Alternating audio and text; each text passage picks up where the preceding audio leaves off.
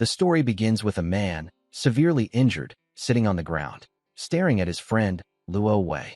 With a voice filled with pain and disbelief, he asks, "Weren't we brothers who fought through life and death together? Then why would you do this to me?" Luo Wei remains calm, his expression unreadable. "Do you remember when the calamity first began?" he says coldly. "When monsters emerged from strange spatial rifts, tearing the world apart. Those rifts were later called dungeons, and those who came into contact with them gained mysterious powers, which became known as classes. That was why we formed the class unit, to conquer the dungeons and push forward in glorious victory." His eyes narrow. "But that is exactly why I must eliminate you. You have become uncontrollable. Powerful class users like you can disrupt the Empire's order. And you, having surpassed even the SSS rank, are the most dangerous of all. The strongest power must remain in the hands of the royal family. Only then can the Empire remain stable." Enraged, the injured man shouts back, "So that's your excuse? Is that why you destroyed my family?" Without hesitation, Luo Wei delivers a swift strike, felling the protagonist completely. As he steps forward, he reveals the truth. "I tampered with your armor long ago. The explosion earlier also injected a compound poison into your wounds. After an SSS rank battle, you shouldn't have any strength left to resist. I've even prepared an entire army to ensure this ends here. Consider this my final show of respect for you." The protagonist's vision blurs, his mind drifting into a memory, one of him and Luo Wei laughing together on their many adventures. In that moment, a glowing window appears before his eyes. Hidden skill. Mirror World has met activation conditions. Mirror World is an SSS rank hidden ability, an ultimate skill capable of reversing everything. The scene shifts to decades later. A group of boys are bullying someone named Yun Che near a pond. One of them punches him hard, then dunks his head underwater. Gasping for breath, Yun Che mutters in frustration, "Why does it always have to be me?" Somewhere in the depths of his mind, the faint voice of the protagonist stirs, wondering, what is that sound? A boy named Xiao Ji rushes over, yelling, "Stop it already. You'll kill him." The bully sneers. "If he's going to die, then let him heal himself. After all, isn't Yun Che a chanter?" He then turned toward Xiao Ji. "You're such a hypocrite. You're the one who led us to him in the first place. If he dies, it's your fault." Xiao Ji stammers that he only did it because they threatened him, but the bully, now angrier, steps forward as if to punch him too. Before the blow lands, a strange light bursts from the pond. The bullies freeze, their faces pale. "No way. Is that a new dungeon?" one whispers. Panic erupts, and they scatter in every direction. Xiao Ji, however, doesn't run. He's worried about Yun Che, who is still bound and submerged. Without thinking, he dives toward him, trying to untie the ropes. But before he can free him, grotesque goblins emerge from the newly formed dungeon surrounding the area. A goblin raises its weapon to strike, only for Yun Che to suddenly rise from the water, pulling Xiao Ji to safety. Yun Che casts Glacial Impact, but to Xiao Ji's horror, the spell heals the goblin instead of harming it. "What are you doing?" Xiao Ji shouts. "Why would you heal the enemy?" The goblin lunges again, and Xiao Ji quickly summons a shield spell, blocking the attack. A glowing system window appears in front of Yun Che, showing his stats. He realizes with a shock, this is not his original body. He is inside the body of someone named Yun Che, and the magic he just used was healing magic. Normally, when someone comes into contact with a dungeon, they bind with the system and are granted a random starting class that cannot be changed. From there, they grow stronger by clearing dungeons, gaining abilities tied to that class. But the protagonist, once a warrior who had reached the absolute pinnacle, was different. Back then, he had used the Mirror World skill, a power that reverses everything. That choice had trapped him within the mirrored realm for decades, until he heard Yun Che's cries. That meant he had been revived inside Yun Che's body. It was not exactly a pleasant revelation, but it was still a second chance.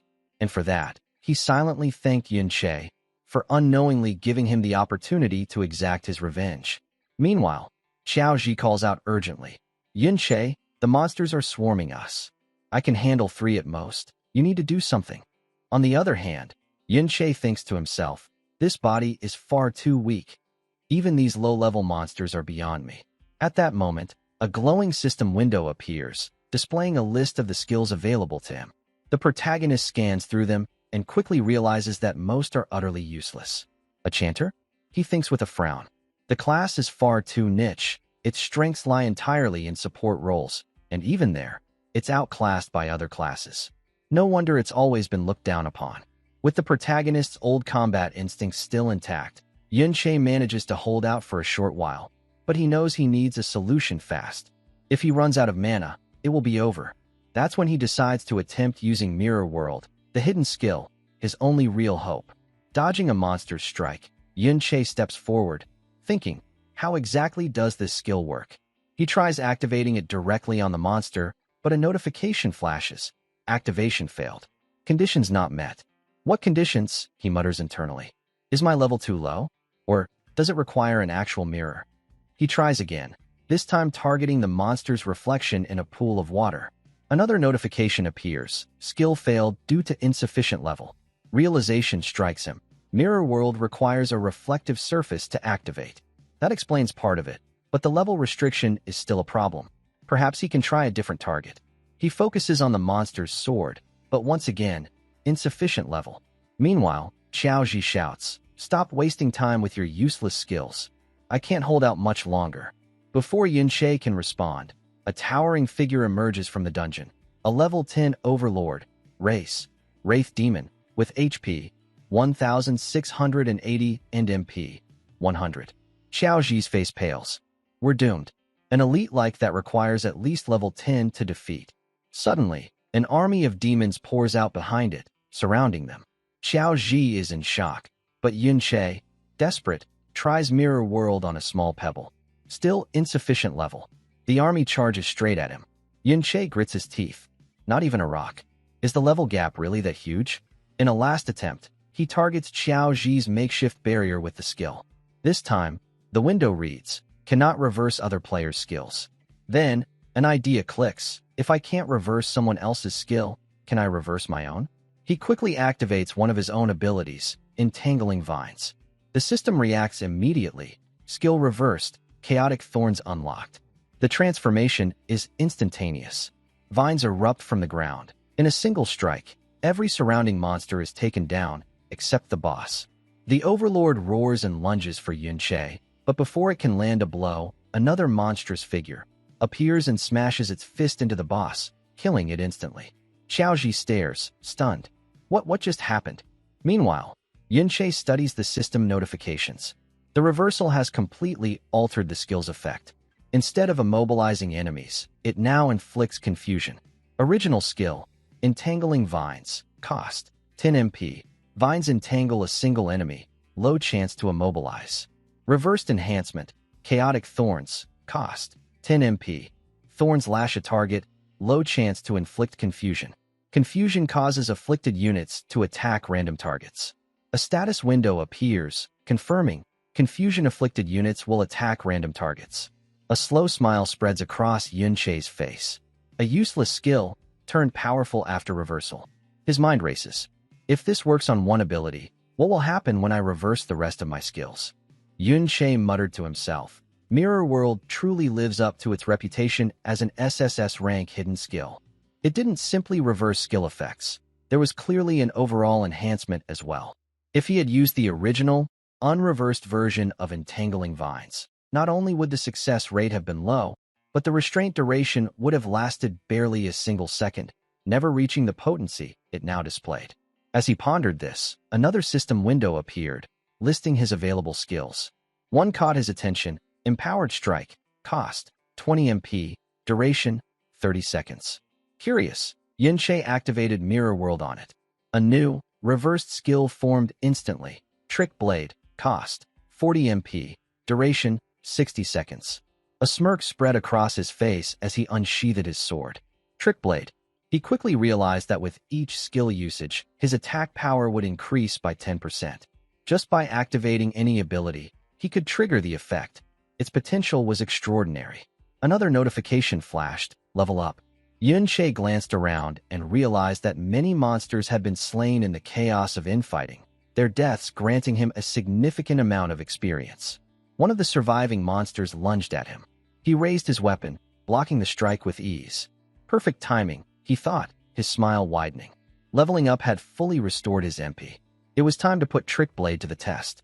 He activated Chaotic Thorns, while also taking advantage of Trick Blade's attack boost. The result was devastating. Dozens of monsters fell in a single strike. By the time the dust settled, Trick Blade had already doubled his attack power. This skill, it breaks all conventions, Yun-Che thought, eyes gleaming. One of the boss monsters roared and charged at him. Yun-Che parried the incoming strike, spun behind the beast in an instant, and take it down with a single decisive blow. Xiao Ji, watching from a distance, stood frozen in shock. Is this really Yun-Che? A level 5 chanter doing that? It was almost impossible to believe that someone with such a supposedly weak class possessed this kind of strength. Meanwhile, Yun-Che calculated quickly. At his current level 6 stats, with 120 MP and 1 MP regeneration per second, he could theoretically reach 2.3x attack power through Trick Blade. With that, his strength might just be enough to handle even level 11 elite bosses, though only barely. The ground suddenly shook beneath his feet. From the shadows, another monster appeared, its sheer presence radiating danger. Chimera, level 21. As the low-level monsters tried to rush forward, the Chimera moved, taking those monsters down effortlessly with a single strike. Xiao Ji's face turned pale. A hidden boss? At this level? Before Yun-Che could answer, the Chimera lunged at him.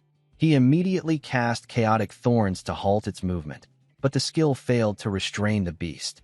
Its massive strike hurtled toward him. At the last moment, Xiao Ji dashed in front of him, activating his barrier skill to intercept the blow. The impact was explosive, forcing Yun-Che to recall memories of his past life, of the comrade who had always shielded him in battle, taking the brunt of danger whenever Yun-Che charged headfirst into the fray. The memory vanished in an instant as reality returned.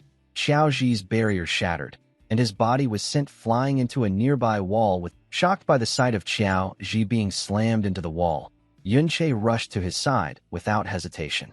Kneeling down, he immediately cast his healing skill in an attempt to mend Xiao Ji's injuries. However, the faint glow of the spell quickly faded, and Yun-Che realized with frustration that it had no effect. Worse yet, the effort had drained the last of his remaining MP. TCH. Chanter healing skills really are pathetic, he thought bitterly. Looking at Xiao Ji's pale face, Yun-Che asked urgently, "Do you have any health potions?" Xiao Ji coughed and replied, "Only one emergency bottle left." "Drink it," Yun-Che ordered firmly. As Xiao Ji fumbled for the potion, a new system window appeared before Yun-Che's eyes. Only 10 seconds remaining on Trick Blade. Quickly assessing the battlefield, Yun-Che noted that most of the remaining monsters were around levels 10 or 11, but the towering Chimera boss stood at level 21. There was no question, he was still no match for the boss in his current state. However, the weaker monsters were already on the verge of death. A plan began to form in his mind, one that might just work. Turning to Xiao Ji, he said, "Hold on for just 1 minute. I'll deal with these monsters." Xiao Ji's eyes widened in disbelief. Alone, before he could protest further, Yun-Che was already moving. In a flash, he dashed across the battlefield, taking down the low-level monsters with precise, decisive strikes. One after another, they fell before they could even react. A system window popped up, displaying his skill cooldowns and remaining MP. Yun-Che quickly calculated. He would need at least 400% attack power to have a chance against the Chimera, but Trick Blade only lasted 60 seconds. Then, another notification appeared, "Level up." Yun-Che's eyes lit up. "If I cast Chaotic Thorns 40 times within the next 50 seconds, I can stack my attack power high enough. But to do that, I'll need to reach level 10 first." From the sidelines, Xiao Ji could only watch in stunned silence. He's facing them all alone. Then, the Chimera roared and charged toward Yun-Che. At that moment, a bright glow enveloped him, level 12 achieved. His MP bar instantly refilled, and his Trick Blade effect now allowed for 510% attack power for the remaining 9 seconds. More than enough, Yun-Che thought with a confident smirk. He tightened his grip on his sword, and in a single explosive dash, closed the distance to the Chimera. He took down the monster with one clean strike. The boss let out a final, ear-splitting roar before collapsing. Xiao Ji's jaw dropped. You just solo cleared an entire dungeon." The moment the Chimera fell, another notification appeared, "Level up ×3." Yun-Che was now level 15, his stats and abilities significantly enhanced compared to before. A final window followed. Dungeon Lord defeated. Dungeon cleared. Xiaoji approached him slowly, still trying to process what had just happened. Is this really you, Yunche? How did you suddenly become so strong? Yunche looked at him for a long moment, memories of his past life flashing before his eyes. Memories of a comrade who had stood by him until the end. Then, without answering the question directly, he asked, "What's your relationship with Xiao Bian?" Xiaoji froze, his expression shifting to shock. How do you know my great-grandfather's nickname?" Surprised, Yunche could hardly believe what he had just heard. Xiaoji was actually the great-grandson of Xiao Bian. For a moment, he stood there in disbelief, his thoughts swirling. Weren't all the people I knew in my past life taken down by Luo Wei? As he tried to ask more about it, Xiaoji, "There's no need to talk about my great-grandfather right now," he said evenly. "If you don't want to answer my question, you don't have to. I'm not here to humiliate you." Yunche was caught off guard by the remark. Before he could respond, Xiaoji continued, "Although I don't know why, I'm certain you've been hiding your true strength all this time, haven't you? Either way, we should head back to school. Tomorrow, the Academy is organizing a visit to the Modern History Memorial Hall." Yunche kept his expression neutral, though his mind was alert. "I can't reveal my identity just yet. If Xiaoji starts digging too deeply, he might grow suspicious." Out loud, he simply said, "All right, let's go." Still, inwardly, his thoughts shifted. The Modern History Memorial Hall, there will definitely be records of what happened after I died in my previous life. The scene transitioned to the following day. On the bus ride, Yunche and Xiaoji sat quietly side by side. Yunche's gaze wandered out the window as he silently reflected. How times have changed. After being dead for so many years, the world is nothing like I remember. People are using products from dungeons to power carriages. New tools, new weapons, and strange devices I've never seen before. Although some of them resemble artifacts I once encountered inside dungeons. A thought crossed his mind. Wait, wasn't it supposed to be that only items dropped by monsters could be brought out of a dungeon? Opening his status window, he tapped on an entry. A flash of light appeared on his finger. A ring materialized. Chimera Ring, Epic Rank, Level 14. So equipment like this, as well as skill books, can be taken out through the inventory, and they can even be bought and sold outside dungeons now. Another notification appeared. Skill acquired. Resilient physique. Passive. Permanently reduces physical damage taken. Yunche's mind returned to the old rules he knew. Items that couldn't be stored in the inventory were supposed to vanish when the dungeon lord was defeated, disappearing along with the dungeon itself. So what on earth happened after my death for these rules to change? The scene shifted again, this time to the academy grounds. Yunche's eyes were drawn to a towering statue in the courtyard. "That's the supreme ruler of our kingdom," Xiaoji explained. "The emperor who ended the dungeon disasters, Luo Wei." Their teacher gathered the students and addressed them. "Most of you may already know this, but over 50 years ago, this very place was the battlefield of the famous rebellion. Back then, humanity was deeply afflicted by the dungeon outbreaks, especially after the most terrifying SSS-Rank dungeon appeared. People lived in constant fear. Our king at the time, Luo Wei, personally led the royal army on an expedition to clear it. Despite suffering heavy casualties, he finally conquered that dungeon." The teacher's tone grew heavier. But at that very moment, Luo Wei faced a long-planned rebellion. The mastermind, as you all know, was none other than Yunche, the man deeply trusted by the king, yet who ultimately became an ungrateful traitor. Hearing this, Yunche's jaw clenched. "So, this is what the story has become. Back then, my comrades and I were the ones who cleared that SSS-Rank dungeon. They were the ones who were ambushed, and now history calls me the traitor." The teacher went on. "You cannot imagine the grief of being betrayed under such circumstances. Yet our king, Luo Wei, overcame that sorrow and fought with unshakable courage. With the help of the hero Ding Kuan, he successfully suppressed the rebellion." Hearing the teacher's words, Yunche couldn't help but wonder, was there really such a person named Ding Kuan? The name didn't ring any bells from his memories of the past. Before he could dwell on it further, a familiar, unwelcome voice echoed across the courtyard. Su, along with the same group of subordinates who had bullied Xiaoji and Yunche before, swaggered into view. Well, Su drawled, his eyes narrowing. "How did the two of you manage to survive?" I heard you were both swept into that newly formed dungeon. One of his cronies chimed in mockingly. I also heard that the dungeon's already been cleared. That means there must have been a master-level expert nearby. A new dungeon doesn't get cleared that quickly otherwise. Yun Che's gaze turned cold as he looked over the group who had once humiliated him and Xiaoji. Around them, murmurs spread through the crowd as most of the students' attention shifted toward the pair. Whispers filled the air, astonishment that they had survived the sudden dungeon eruption. Su stepped right up to Xiaoji, a sneer on his face. You've got pretty good luck making it out alive. But let's not forget, you nearly dragged me and my friends into that dungeon that day. So, how do you plan to settle this debt? Xiaoji's fists clenched. It was your fault, Su. You're the one who almost got both of us killed in there. Anger flared in Su's eyes. Stop spouting nonsense. You clearly have no idea about the bigger picture here.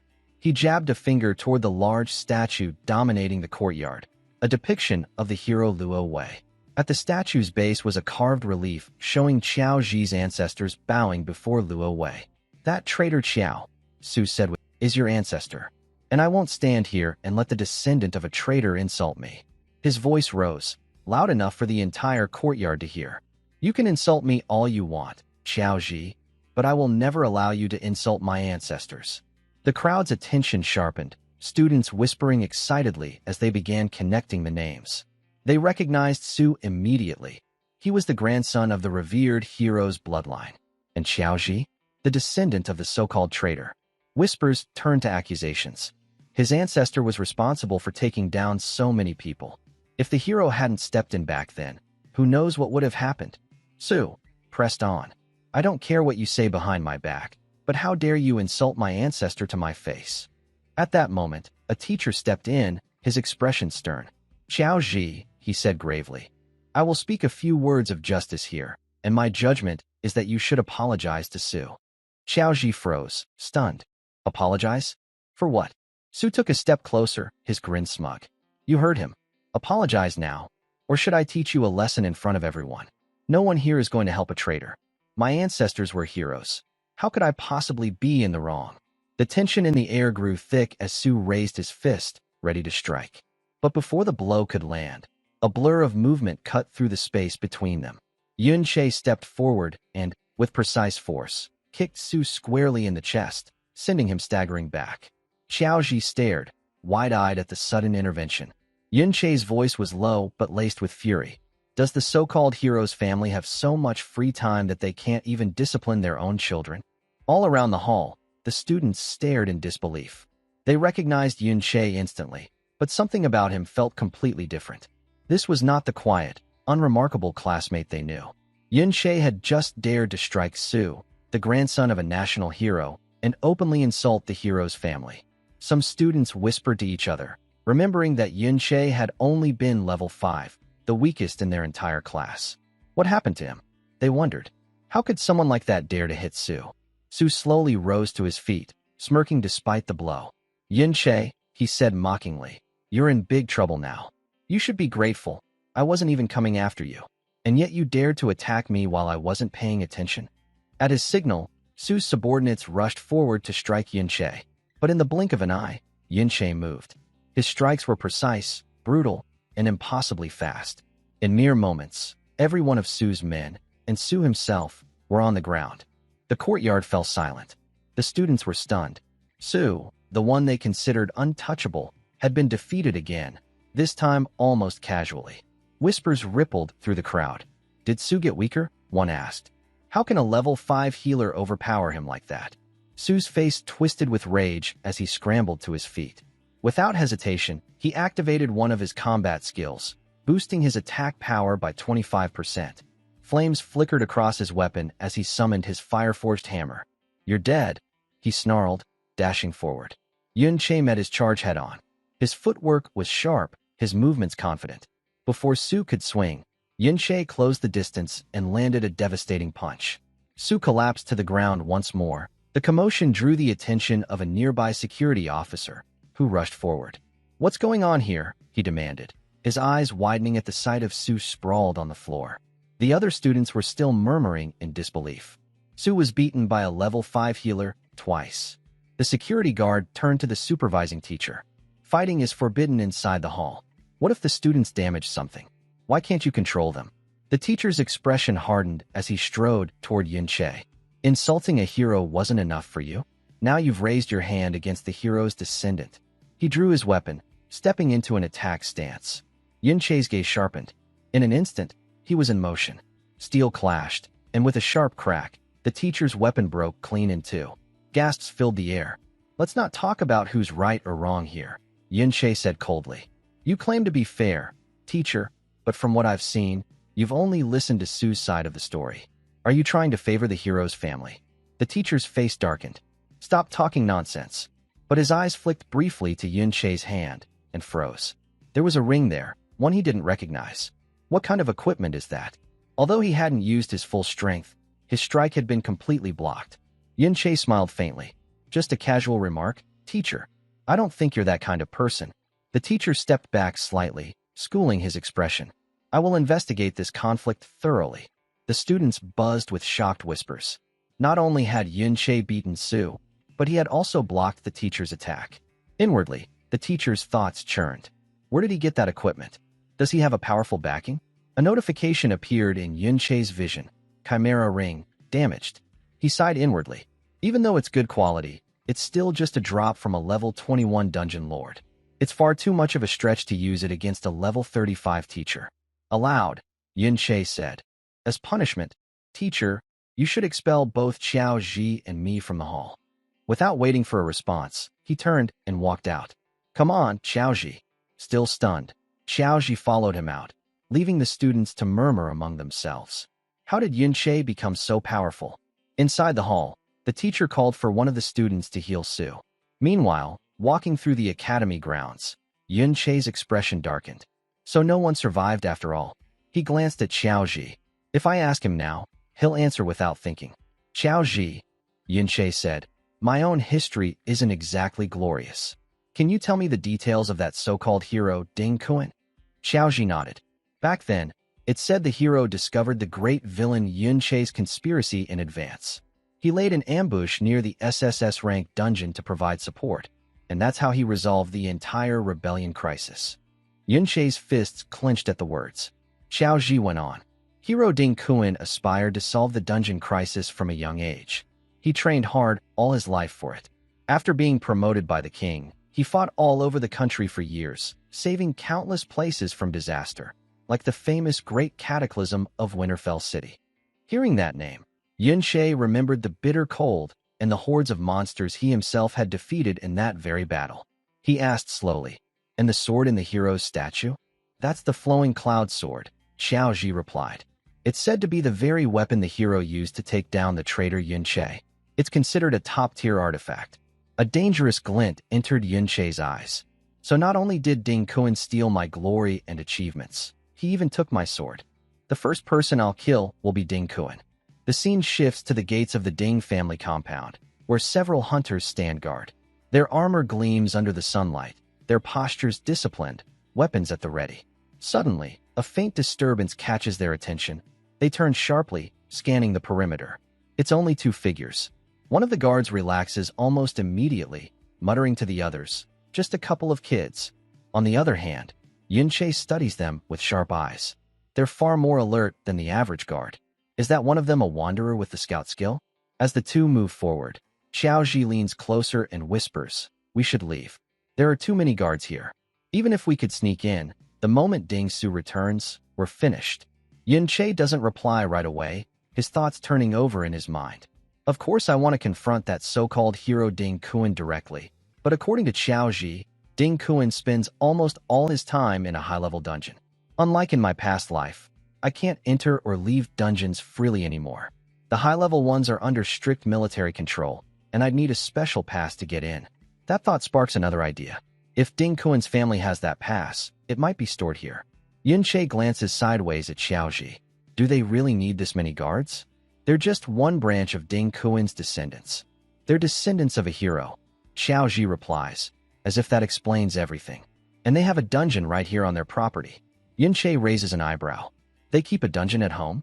Xiao Ji nods. Low-level dungeons have been bought and sold privately for a long time now. But that's not something ordinary people can even dream of. Only those with real power and influence can afford it. Ding Su has guards with him all the time, so Ding Kuan can hunt monsters and level up whenever he wants.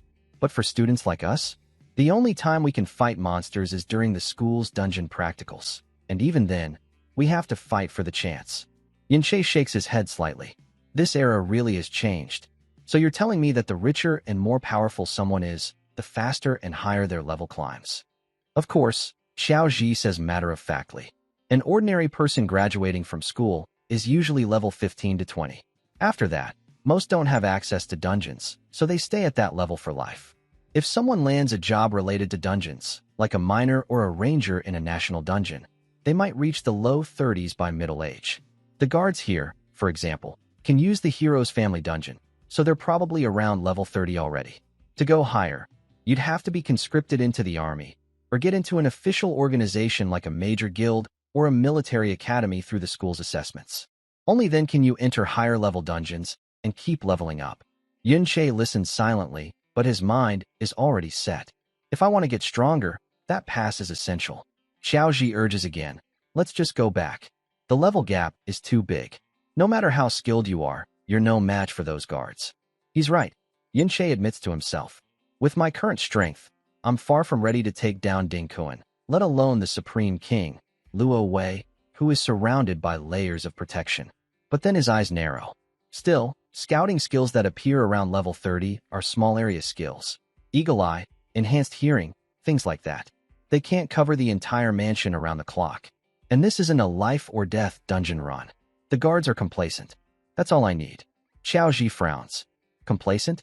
How do you figure? Yin Che doesn't answer. Instead, he leaps upward, landing silently on a balcony.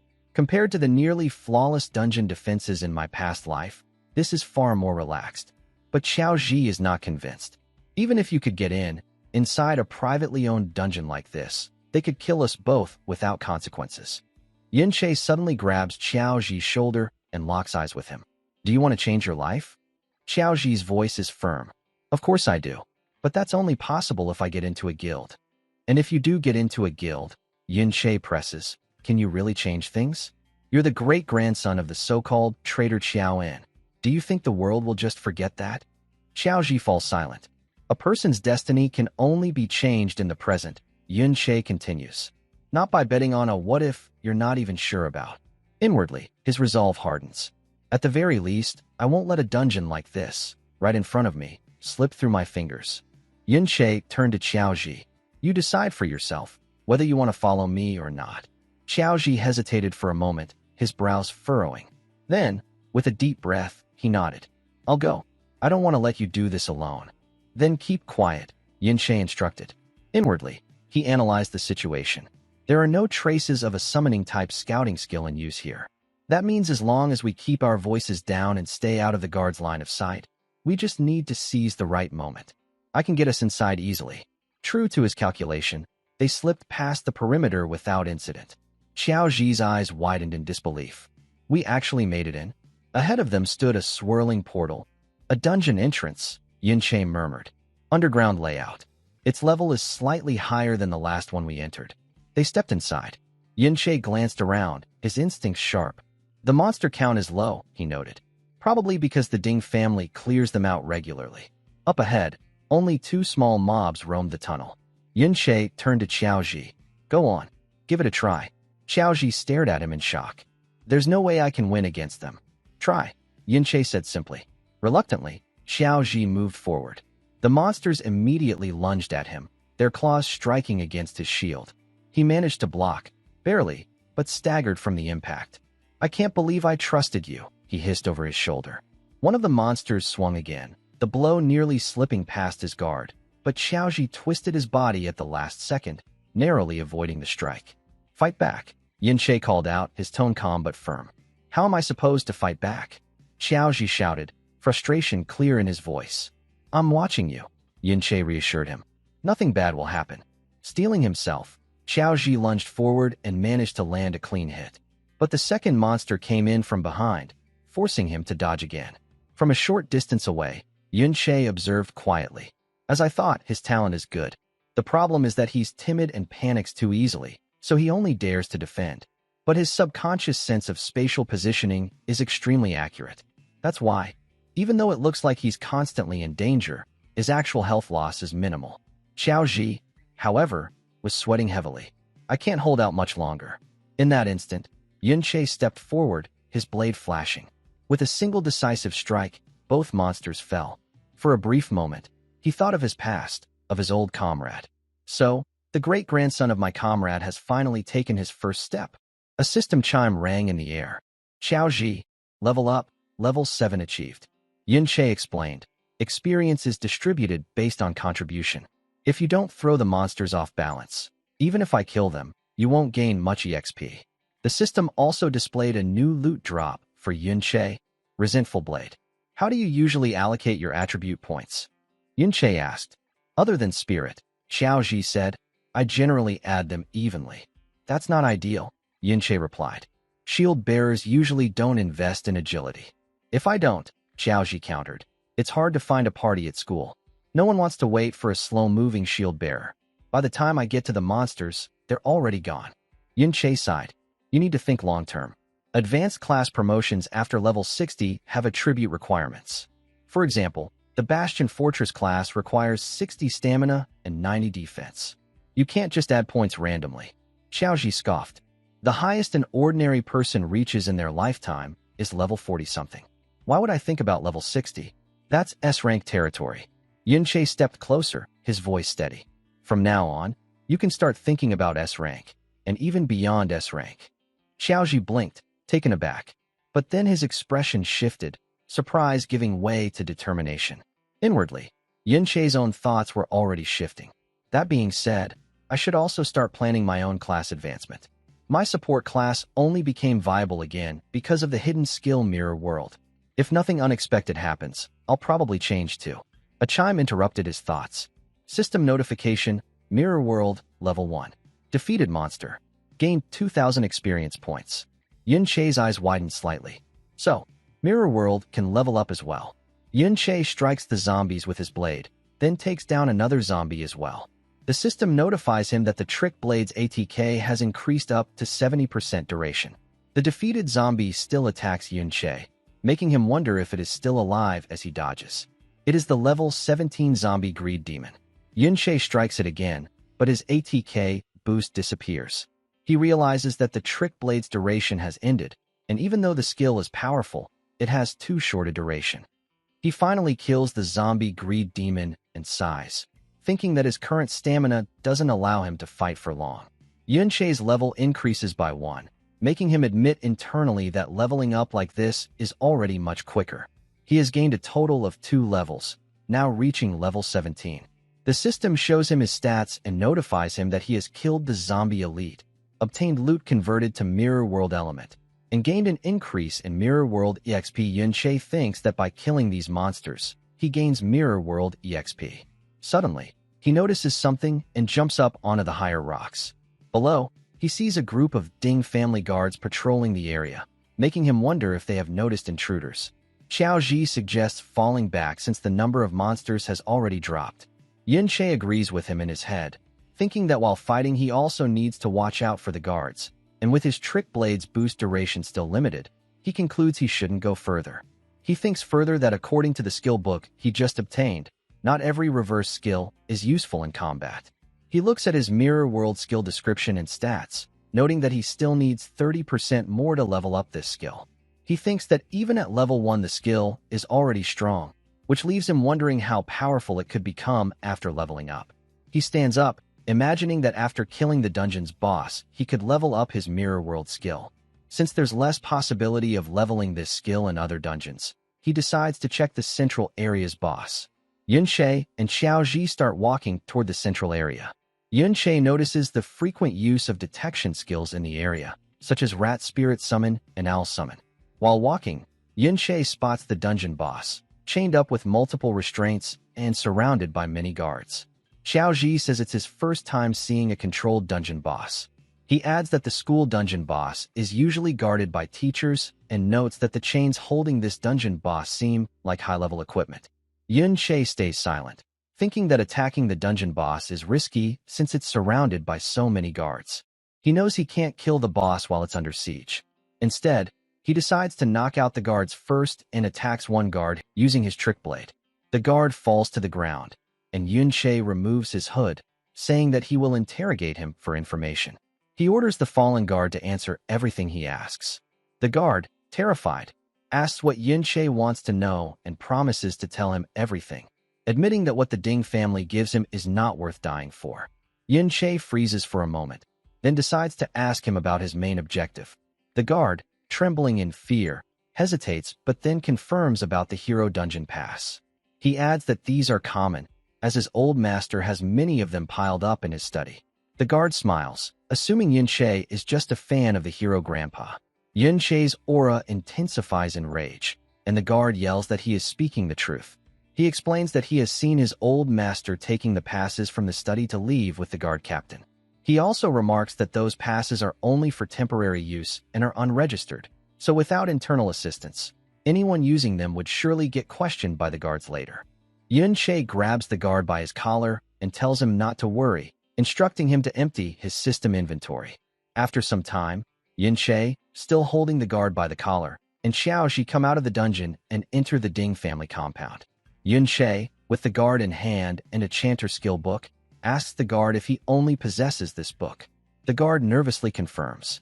The guard explains that the Ding family is greedy. They take all the dungeon drops while the guards only get scraps, with all the major treasures stored inside the inner residence. The system notifies Yun-che that he has learned Sunlight Baptism and Moonlight Blessing reversed. They reach the inner residence, where the guard tells Yun-che that the guards are not allowed to enter without summons. He adds that everyone inside is level 30 plus with top-tier gear, except for young Ding Su, which means the people inside don't even need guards. Yun-che leans toward the guard and asks if the pass is inside the inner residence. The guard confirms that it is not, but says that the head of the family is there. Yun-che and Xiaoji stand in the courtyard, knowing that the family head, who is level 42, resides within the inner residence. The guard warns Yun-che that he won't be able to win against the family head, and explains that the old master and the third head are level 50 plus, though they are currently away on business. It would be even more dangerous if they returned. While thinking about the family head, Yun-che knocks the guard unconscious, and the man collapses to the ground. Yun-che then calls Xiaoji and instructs him to stay put, reasoning that all they need to do is draw the family head out. Yun-che heads back into the dungeon and arrives at the dungeon boss's location. He notes that the dungeon won't disappear as long as the boss is alive, which is why the Ding family has used high-level chains to restrain it. He observes that the key lies in the chain's lock mechanism. Yun-che recalls that he mastered unlocking these kinds of chains in his past life. He sneaks up on one of the guards and kills him skillfully. The chain starts to glow, alarming the other guards. Yun-che quickly covers his face as the glowing chains begin to thrash wildly. The chains are level 60. Yun-che thinks to himself that this is the perfect plan to lure out the family head. The dungeon boss rises as it breaks free from the chains. Guards panic and shout that the boss has gone berserk. Outside the dungeon, the family head sends reinforcements rushing inside, while Xiaoji watches from a distance. Inside the dungeon, Yun-che acquires the level 60 combat chain and confidently thinks that with this, they can now easily enter the inner residence. At the entrance of the inner residence of the Ding family compound, two cars stop. The butler welcomes the second master and the young master as he opens the car door. Ding Hao, level 42 and the second head of the Ding family, steps out along with Ding Su. Ding Su feels embarrassed to be greeted by the second head in his current state, all because of Yun-che, while Ding Hao shrugs it off, calling it a trivial matter. Ding Hao happily leans down to open the car door for Yun-sha.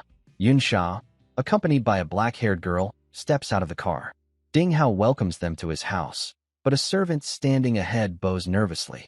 Upon noticing it, Ding Hao becomes furious and instantly kicks the servant hard, ordering him not to stand in the way. The four of them enter the inner residence while the servant lies outside on the ground. Xiaoji watches the entire scene from a distance. Yun-che suddenly appears behind him, asking what happened and wondering why he looks so sad. Xiaoji, startled, asks how Yun-che has returned so quickly.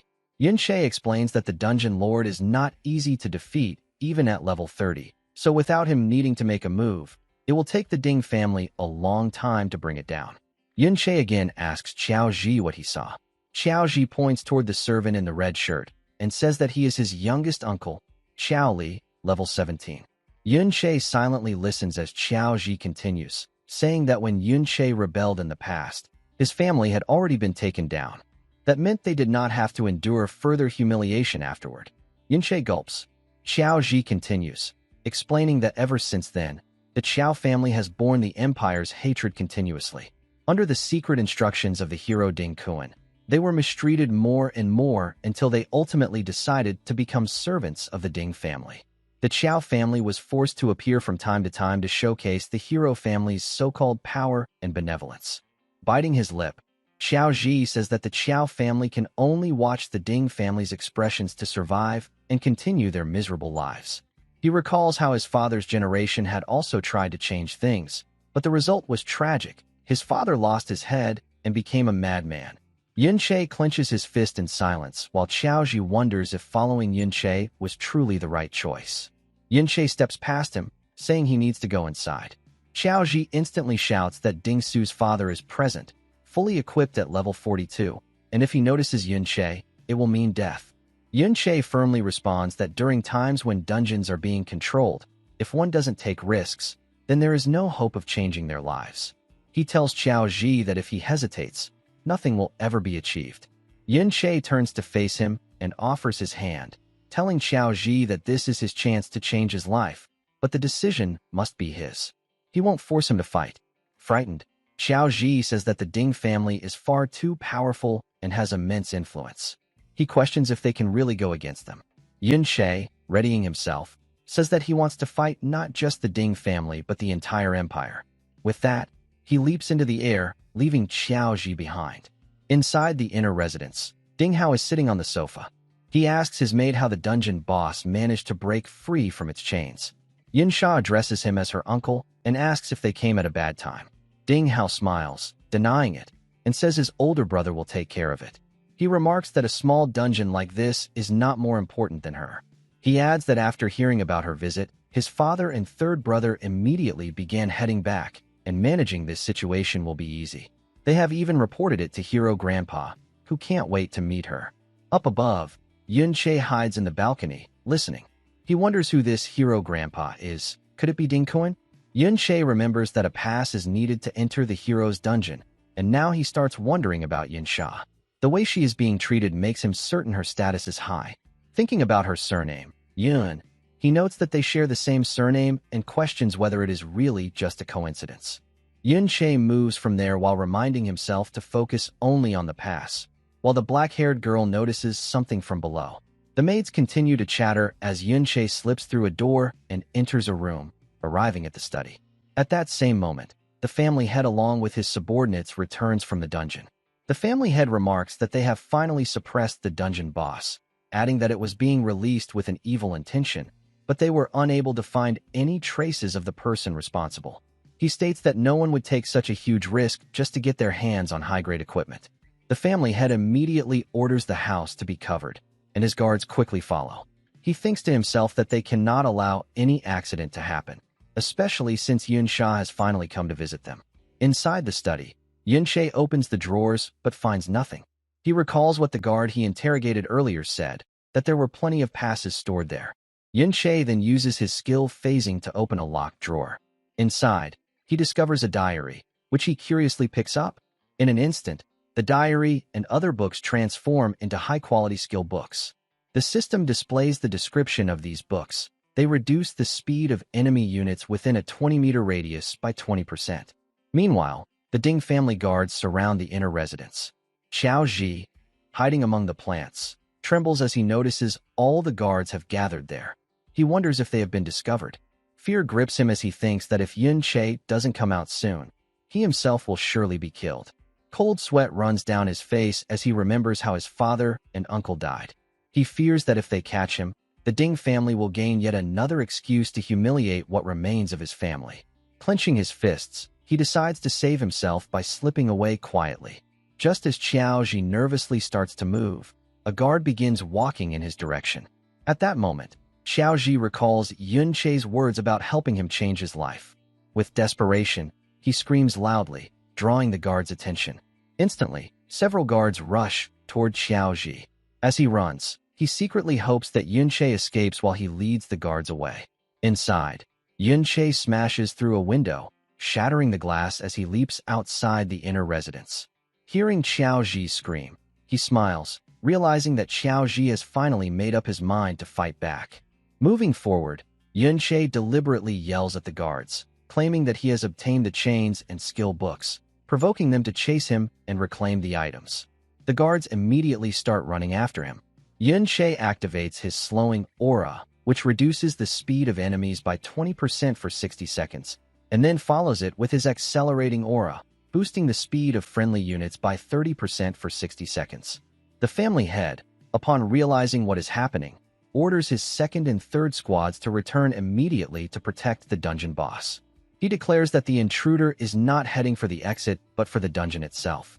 Xiao Ji is left stunned, watching Yunche lead all of the people in the opposite direction. Yunche, running at full speed, thinks to himself that with so many guards now outside, the dungeon boss should be left poorly protected. He reasons that to keep the boss under control, the Ding family must have already fought a difficult battle, which means the boss is now at its weakest state. If he kills it now, he will be able to level up his mirror world skill. Noises from outside begin to echo into the inner residence. Yunsha remarks that it sounds quite noisy outside and suggests to Ding Hao that he doesn't need to personally accompany her here. Ding Hao calmly reassures her, saying it is just a thief and that his elder brother can easily handle the matter. Outside, Ding Yi, the family head, yells at his guards not to block his path. He criticizes their lack of speed and orders them to flank from the opposite side to reach the dungeon boss. He commands his rogues and archers to follow him to capture the intruder. Meanwhile, Yunche, sprinting forward, notices Ding Yi pursuing him. Yunche recalls that every class gains 3 attribute points upon leveling up, and he has invested half of his points into agility. While dodging enemy attacks, he reminds himself that he has acceleration skills as well. With a powerful leap, he thinks that at level 30, only archers and rogues should be able to keep pace with him. Yunche arrives at the central area where the dungeon boss lies, bound with chains and seals. Observing its weakened state, Yunche wonders if the Ding family is truly so afraid of it that they keep it sealed so tightly. He realizes this is the boss's weakest condition and decides to release all his power at once to kill it in a single strike. The guards shout that Yunche is present and begin to form their positions. Yunche charges forward, activating Chaotic Thorns. The guards freeze in shock upon seeing the skill. One of them wonders aloud what kind of ability it is, while another admits he has never seen it before. As the guards remain unable to move, one suddenly realizes the truth, that it is a skill granting abnormal status. He exclaims that humans' resistance to abnormal statuses is much weaker compared to monsters, and wonders how it was applied so easily. A sudden blast erupts. One guard is struck, and another rushes to help. A black-haired guard shouts in alarm that someone has been hit. Another cloaked guard looks confused, while the black-haired one yells that this is possible only because the abnormal status effect is active. Yunche advances, taking down the guards in his path with his blade. He thinks that if he can break through this group, he can reach the dungeon boss, which is already at low HP. Charging through, he hears the guards shouting at one another, questioning why the shield bearers aren't blocking the intruder and why crowd control skills aren't being used. Another shouts not to use any skills recklessly. Yunche smirks, calling them a motley crew in his head, and thinks they have zero experience in real combat. He wonders if long-lasting peace has dulled their edge, leading to their downfall. The enemy leader finally orders his team to calm down, reminding them that Yunche is just one person.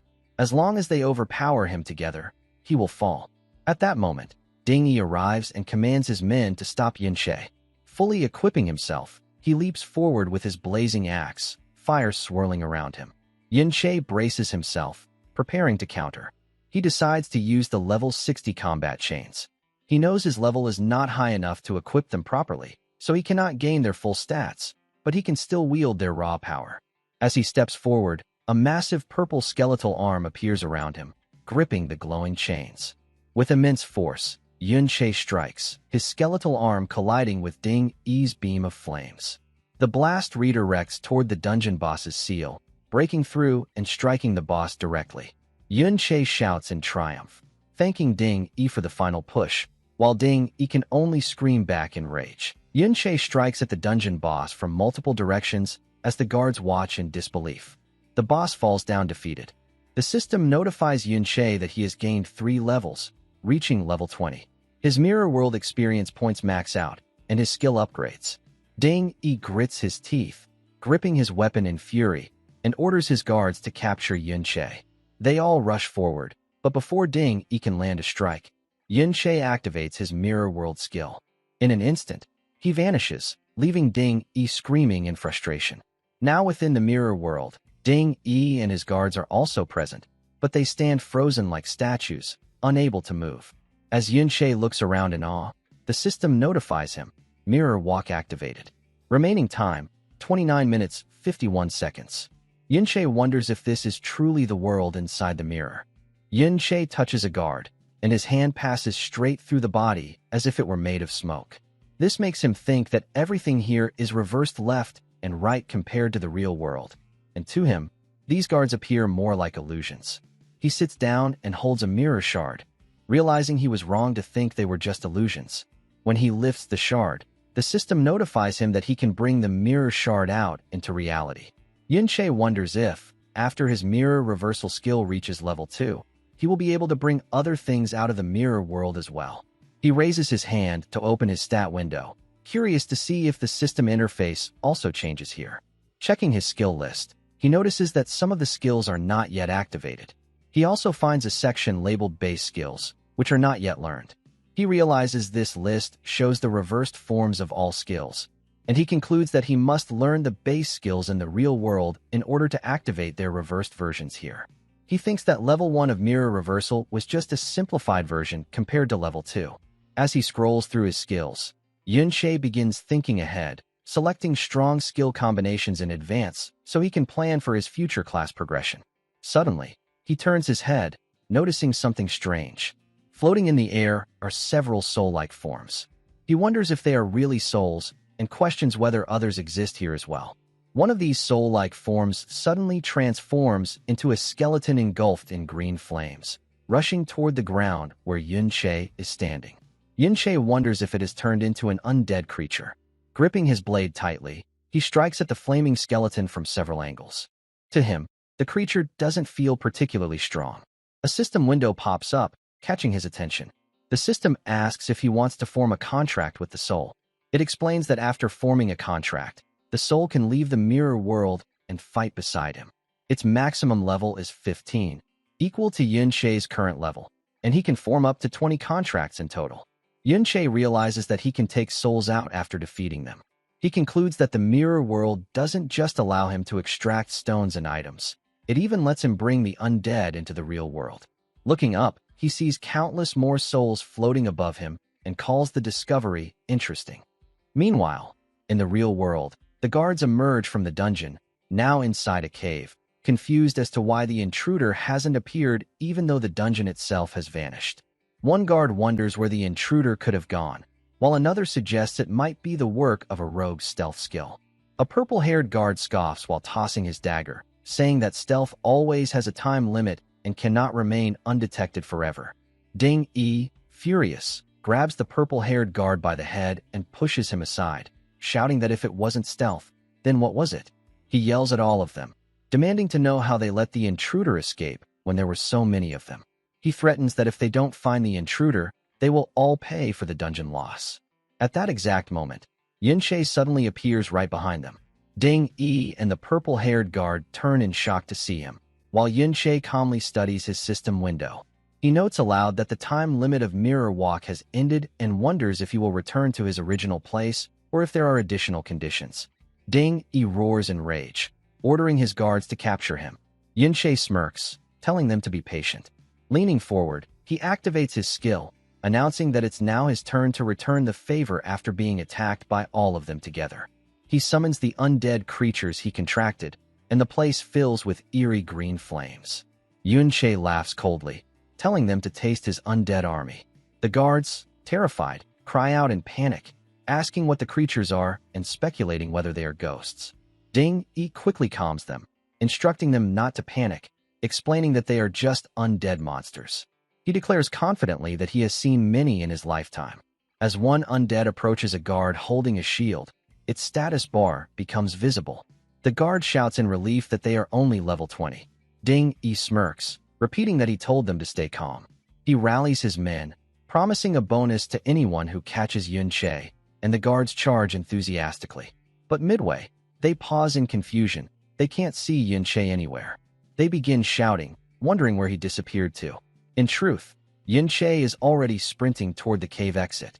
He thinks to himself that his undead creatures are still too low in level, and if only he had stronger ones, he could have wiped out the entire motley group. He reminds himself that he has already filled all 20 contracts with what he deemed the strongest options available. The mirror world has its limitations. Once inside, he can only move within a radius of 200 meters. He decides that by exploring the mirror world in different locations, he might discover higher-level undead creatures to contract. As he runs, Yun-Che spots Xiao Ji being restrained by a Ding family guard. The guard sneers that Xiao is good at hiding, but he won't let him escape because no one knows what rewards await for capturing him. Yun-Che rushes forward and strikes the guard, forcing him to release Xiao Ji. Xiao Ji's eyes immediately turn to Yun-Che, who grabs him by the collar and tells him they are leaving. Yun-Che admits to himself that he has caused quite a mess and tells Xiao Ji firmly that they are heading back so he can count his gains. The guards are still fighting the undead creatures in the cave. One of them strikes down an undead, killing it, but then remarks that although these things are not very strong, he wonders why they revive after being killed. Suddenly, purple waves of energy surge through the air, eliminating all the undead at once. The guards look upward as a man steps forward, exhaling. It is Ding Gu, the third head of the Ding family, level 52.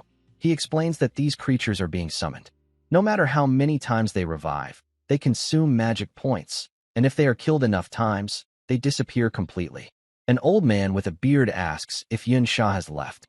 Ding Hao, the second head, bows to his father, apologizing that he was not able to keep her here. He adds that the intruder was unusually bold, not only running freely around their residence, but even breaking through a window of their house. Ding Dan frowns, furious, saying that the intruder dared to break into their inner residence. He scolds his son, asking how they conduct themselves when they could neither capture the intruder nor even identify his face. Ding Hao, still bowing, accepts his mistakes but then adds that Yun Sha agreed to go to the hero's dungeon, remarking that at least their grandfather's matter faced no issues. Ding Dan, still frowning and disturbed by the incident, declares that once they discover who the intruders are, they will simply kill them, and he orders Ding Hao to find out quickly what else has been stolen. Elsewhere, Yun-Che holds the dungeon pass, thinking that he has finally obtained it, but has not yet found anyone who can take him into the hero's dungeon. He shrugs it off, deciding there is no need to rush. He recalls that he leveled up to 20 at Ding Su's house, and that his Chimera Bone Ring is now damaged up to 94%. Still, he succeeded in obtaining more than 10 skill books from their private collection.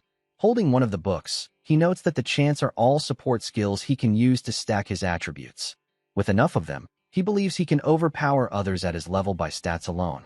The system notifies him that he has gained boost combat power from the skill book. He also obtained the Corrupted Knight's Armor, a piece of equipment dropped by the dungeon boss that will be useful in the future. Most importantly, he has leveled up his Mirror World skill from level 1 to level 2. Yun-Che reflects that the summoning power he gained from the Mirror World has increased his combat ability, but it is still not enough. Remembering the equipment on the statue of the so-called hero, he concludes that the hero must at least be an S-Rank Berserk class branch. He believes he will need to make a contract with a soul from the Mirror World of equal rank to reach level 50 or higher before he can even hope to defeat him. Beside him, Xiao Ji asks worriedly if the Ding family can catch them. Yun-Che glances at him and assures him that they have lost their pursuers and, since they never showed their faces, it will not be a problem. Still, Xiao Ji remains nervous. Yun-Che considers that Xiao Ji is still young and has already suffered a great deal. He asks Xiao Ji if there are any dungeons nearby where a powerful person has died in the past. Xiao repeats the question in confusion, so Yun-Che clarifies that he is searching for a high-level dungeon to grow stronger, adding that Xiao will soon understand. After thinking, Xiao Ji admits there is such a dungeon, narrowing his eyes as he mutters that it is the school's dungeon. but warns that they have no chance of sneaking in there. Yun-Che reflects that the school's dungeon is monopolized and concludes that he will need to rely on special methods. Later, he presents 2 of the skill books he obtained to his teacher. The teacher is shocked to see a purple quality skill book. Clearing his throat, he thinks to himself that Yun-Che must have powerful backing. He explains that it is not within his control to open the school's dungeon, as access is already predetermined, but he adds that the dungeon has been opened for those about to graduate.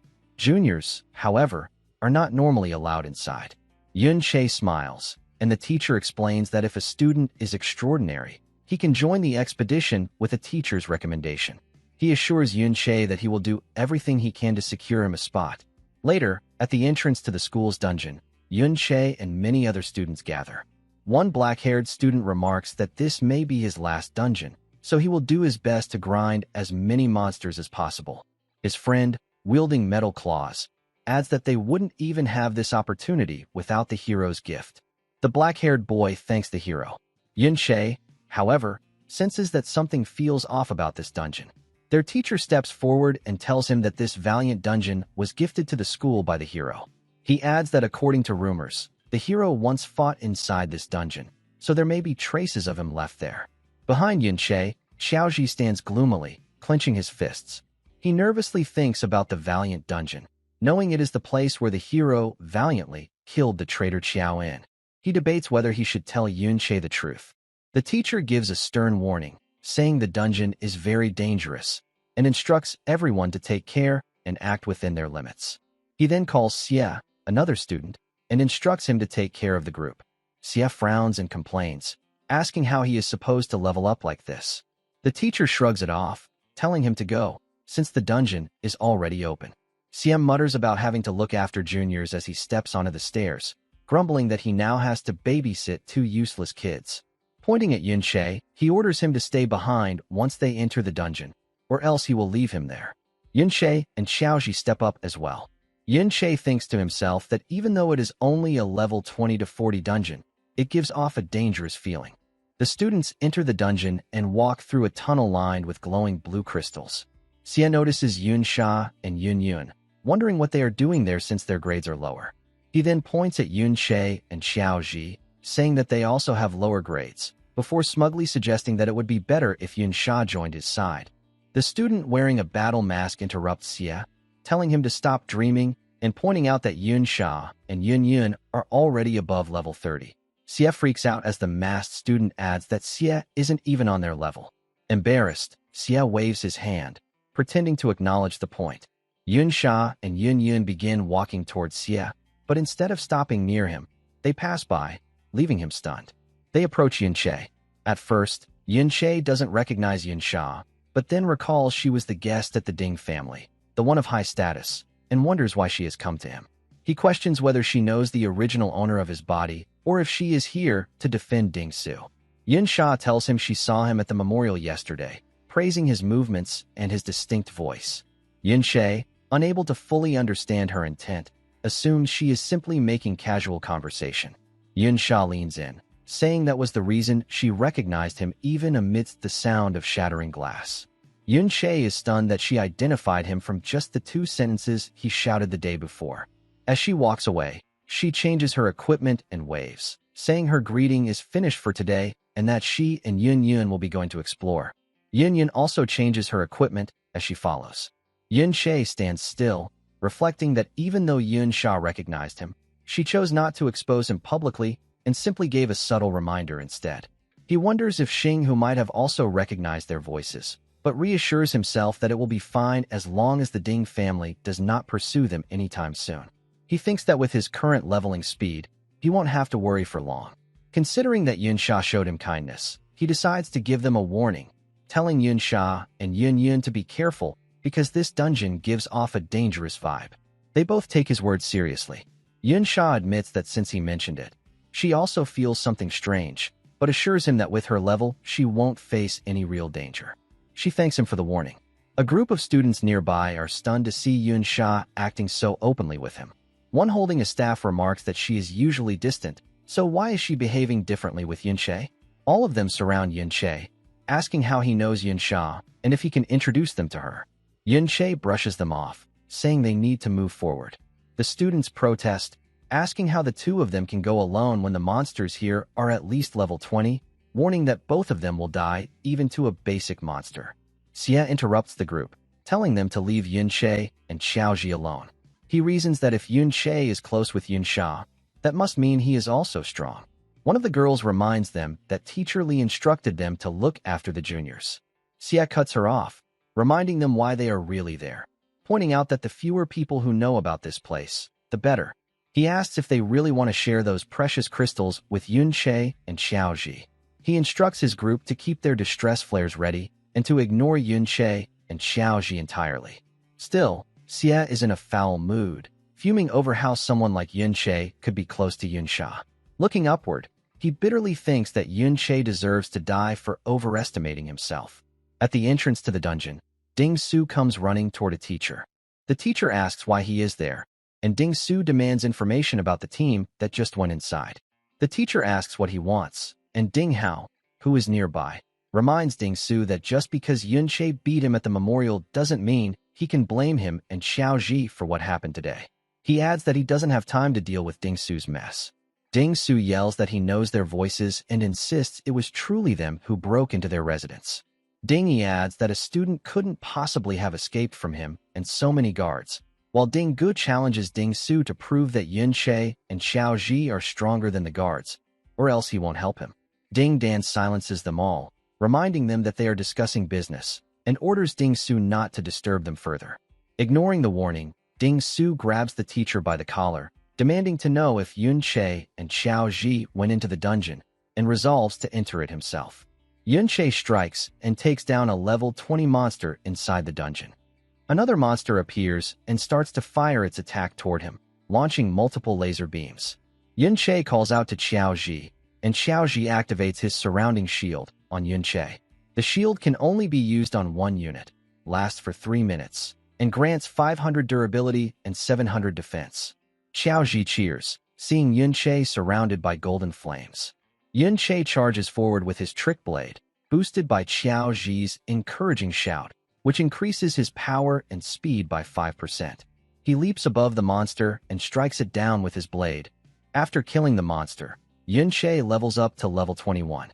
Xiaoji checks his stats as well and happily announces that he has leveled up too. His current level is now 11. Yunche glances at the library of skill books he obtained from the Ding family, noting that among them are the skills Surrounding Shield and Encouraging Shout, which Xiaoji can already learn at his current level. As Yunche walks away, he admits to himself that the monsters here are high level, but with Xiaoji's support skills, managing them is possible. The two continue forward, surrounded by blue reflecting crystals. Yunche recalls that the teacher mentioned this dungeon contains a rare monster called the Obsidian Beast.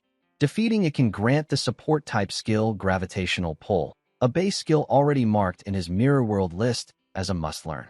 Yunche thinks not only about the Obsidian Beast, but also about the undead creatures he might encounter. He wonders where a strong person may have died in this dungeon, believing their soul might still linger, and hopes to find them in higher ground. Suddenly, Yunche freezes. He spots a purple crystalled monster above and realizes more are grouping together in the Crystal Pillar Canyon. From their cliff vantage point, Yunche and Xiaoji observe these elite-grade radiant stone beasts. Yunche is stunned to see them moving together as a group.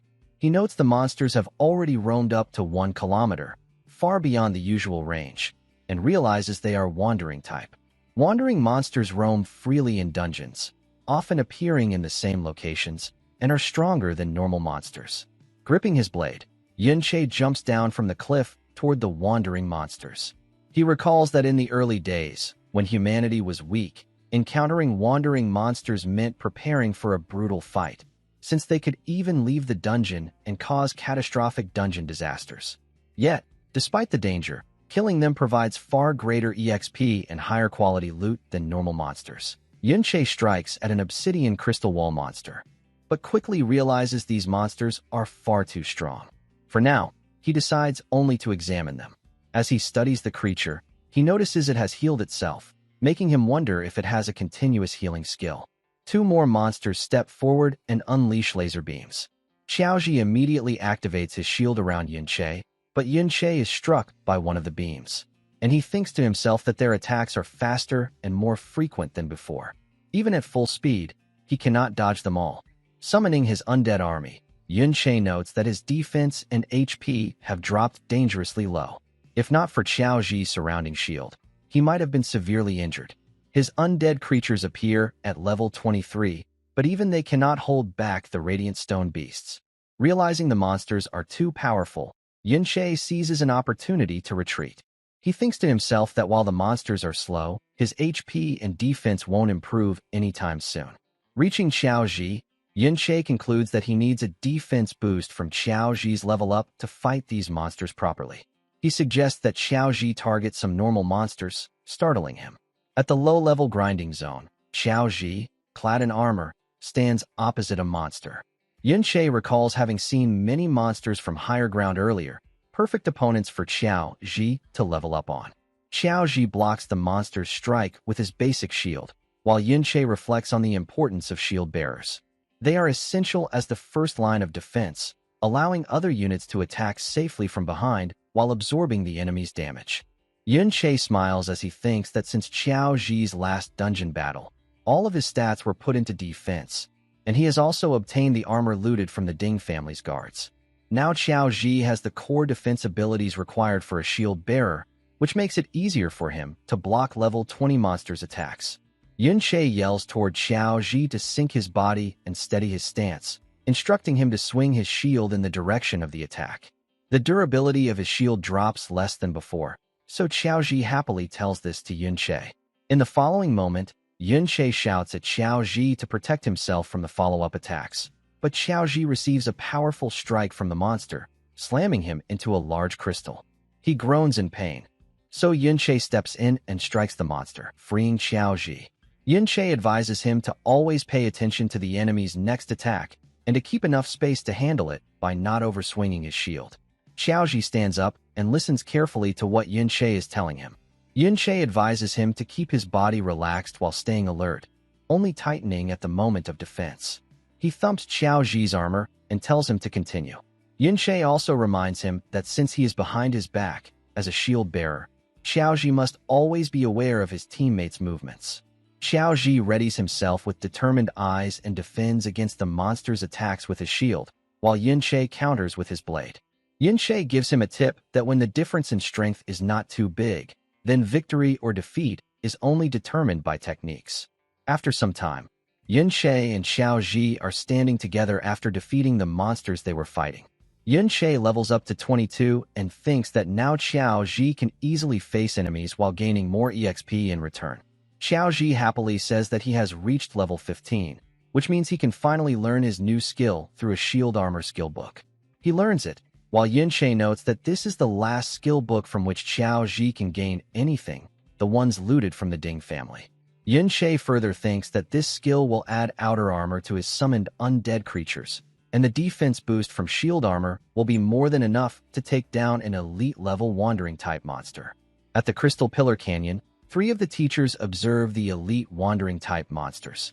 Leilai wonders where these monsters have come from and remarks that this is too dangerous for students, so they need to handle it themselves. Lei-In adds that they are able to handle level 30 monsters, but the ones they are seeing ahead are even stronger.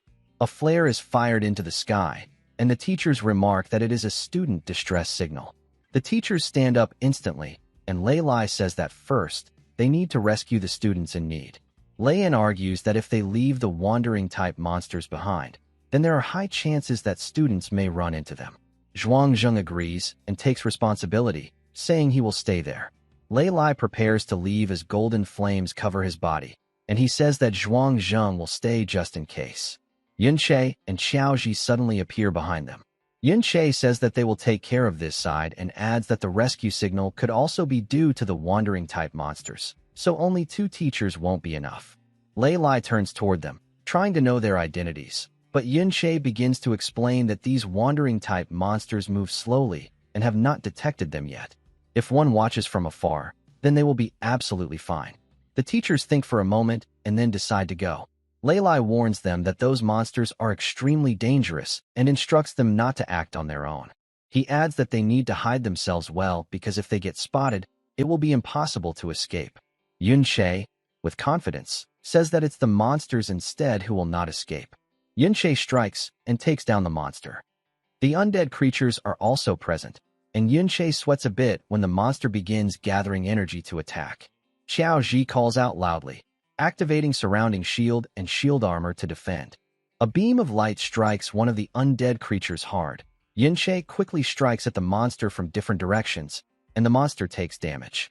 Hoping to finish it, Yunche leaps above and strikes from multiple angles, defeating the monster. The system announces the defeat of a level 30 wandering-type monster, and a purple beam of light appears. Yunche thinks that successfully defeating one wandering-type monster is helping him get used to this class, but compared to his previous life, he is still far from catching up. Moving through his undead army, Yunche jumps high and takes down another monster with a single strike, reflecting that using reversal skills increases his attack to some degree. However, he notes the base attack of a support class is too low, and he thinks that raising his attack power would make a big difference. Landing on the ground, he checks his system window and sees that he has leveled up again. As expected from an elite rare monster, killing it yields significant EXP. The system prompts him to pick up the dropped items. He steps forward, and the system shows the loot he has collected. Yunche widens his eyes. He has obtained a high attack weapon, the Crystal Longsword, boasting 552 attack points. Smiling, Yunche thinks this finally fills the gap in his base attack. He stands confidently, holding his new sword sparkling with lightning, thinking battles will now be much easier. Still, he feels disappointed that the skill book gravity pulled did not drop, noting its low drop rate. As Yunche reflects on the wandering-type monsters, a flare lights up the sky. He recognizes it as coming from the same direction where the earlier distress signal appeared, but now it's a special grade signal, only used by teacher squads. Elsewhere, Lei Lai, worn out and gritting his teeth, maintains a shield around himself and a group of students. They are cornered by wandering-type monsters, leaving them nowhere to go. He wonders aloud why so many of these monsters are gathering here. On higher ground, more students are present, protected by barriers while the wandering-type monsters surround them, aiming light beams at the shields. Yunsha and Yunyun are among them. Yunsha asks what happened for so many monsters to gather here. Zhuangzheng approaches her, explaining that the reason is still unclear. He says they came after following the signal and points to the cave where others are trapped inside. He adds that they are trying to organize a rescue, but the number of monsters is too high, and even with all the teachers, they lack manpower. Yunche, standing quietly in the crowd, listens. Zhuangzheng requests Yunsha's help. Smiling, she raises her hand, forming a sparkly cross star, saying it is their duty. She transforms the small cross star into a massive one, sending 6 stars into the air and forming glowing golden magic circles beneath her feet. Yunsha's skill boosts mental power by 2% and attack power by 20%. An orange-haired girl remarks that the buff is incredibly strong, while a curly-haired boy behind her says it's at least epic level. A monster charges at Yunsha, but she dodges by floating into the air. Yunyun steps in and strikes the monster with her dagger, defeating it. From higher ground, Yunche observes, while students behind him praise Yunsha and Yunyun's strength. One says they are powerful enough to rescue those inside, while another is stunned by their abilities. Yunche notes that not just their gear, but their skills are formidable as well, and he thinks that even without him, things will go smoothly. Still, while observing, he wonders what could possibly draw this many wandering-type monsters here. Deciding to investigate, he tells Xiao Ji to stay behind as he goes to take a look inside.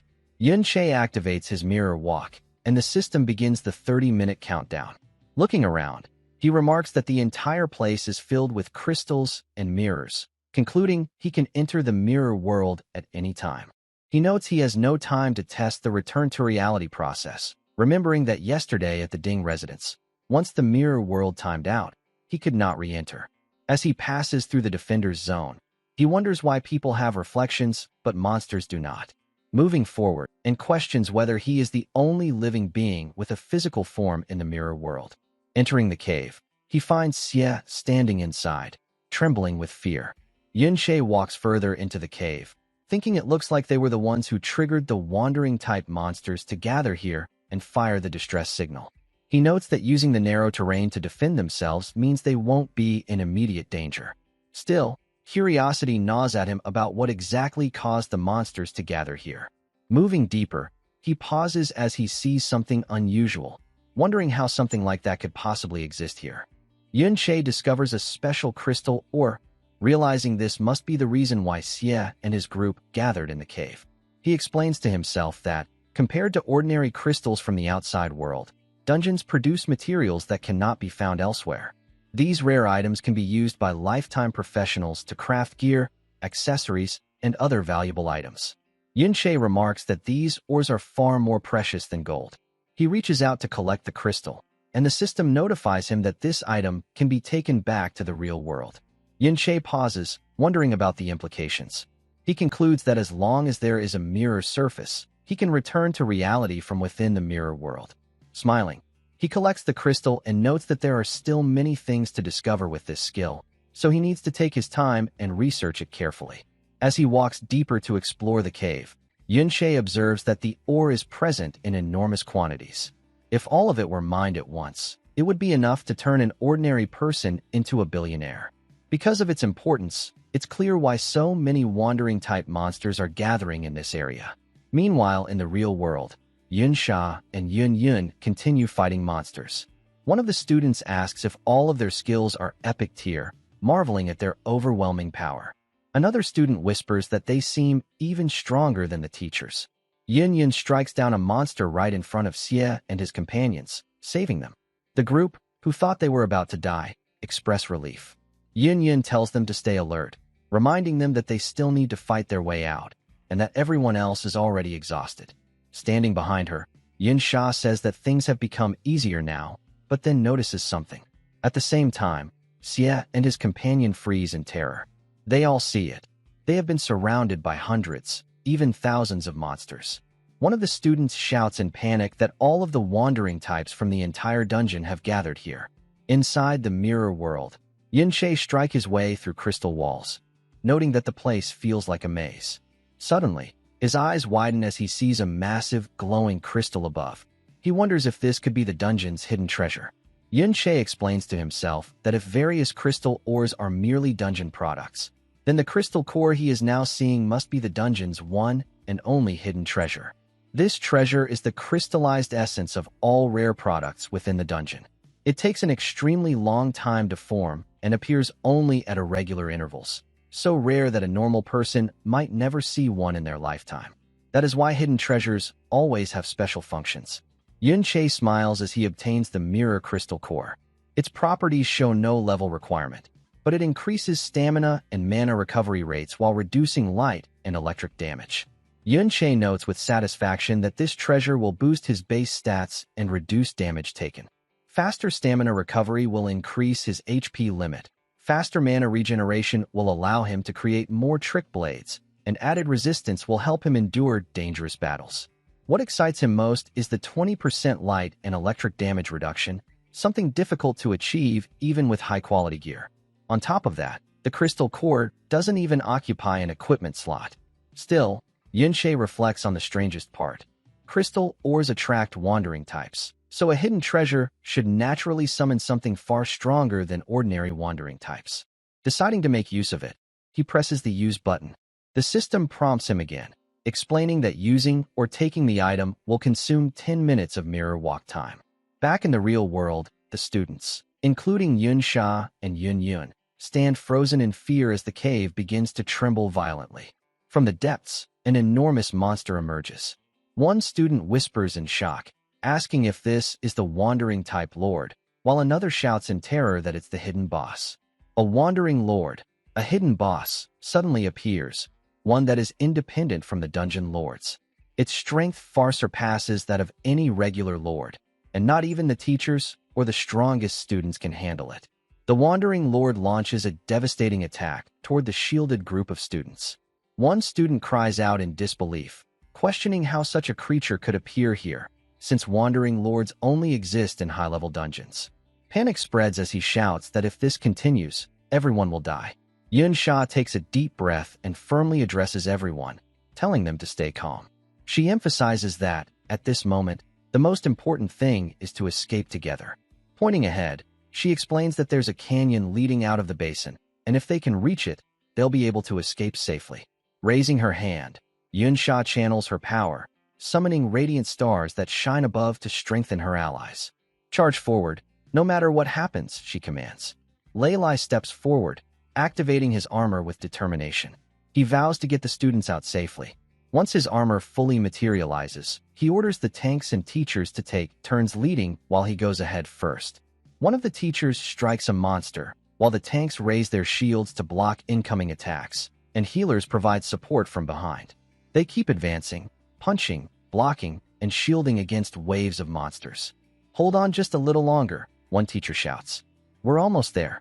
The Wandering Lord roars fiercely, and all the monsters within the dungeon begin swarming toward the shielded group. A student curses in fear, yelling, "Where are all these monsters coming from?" The Wandering Lord releases a surge of power, forming a massive magic circle above the smaller monsters.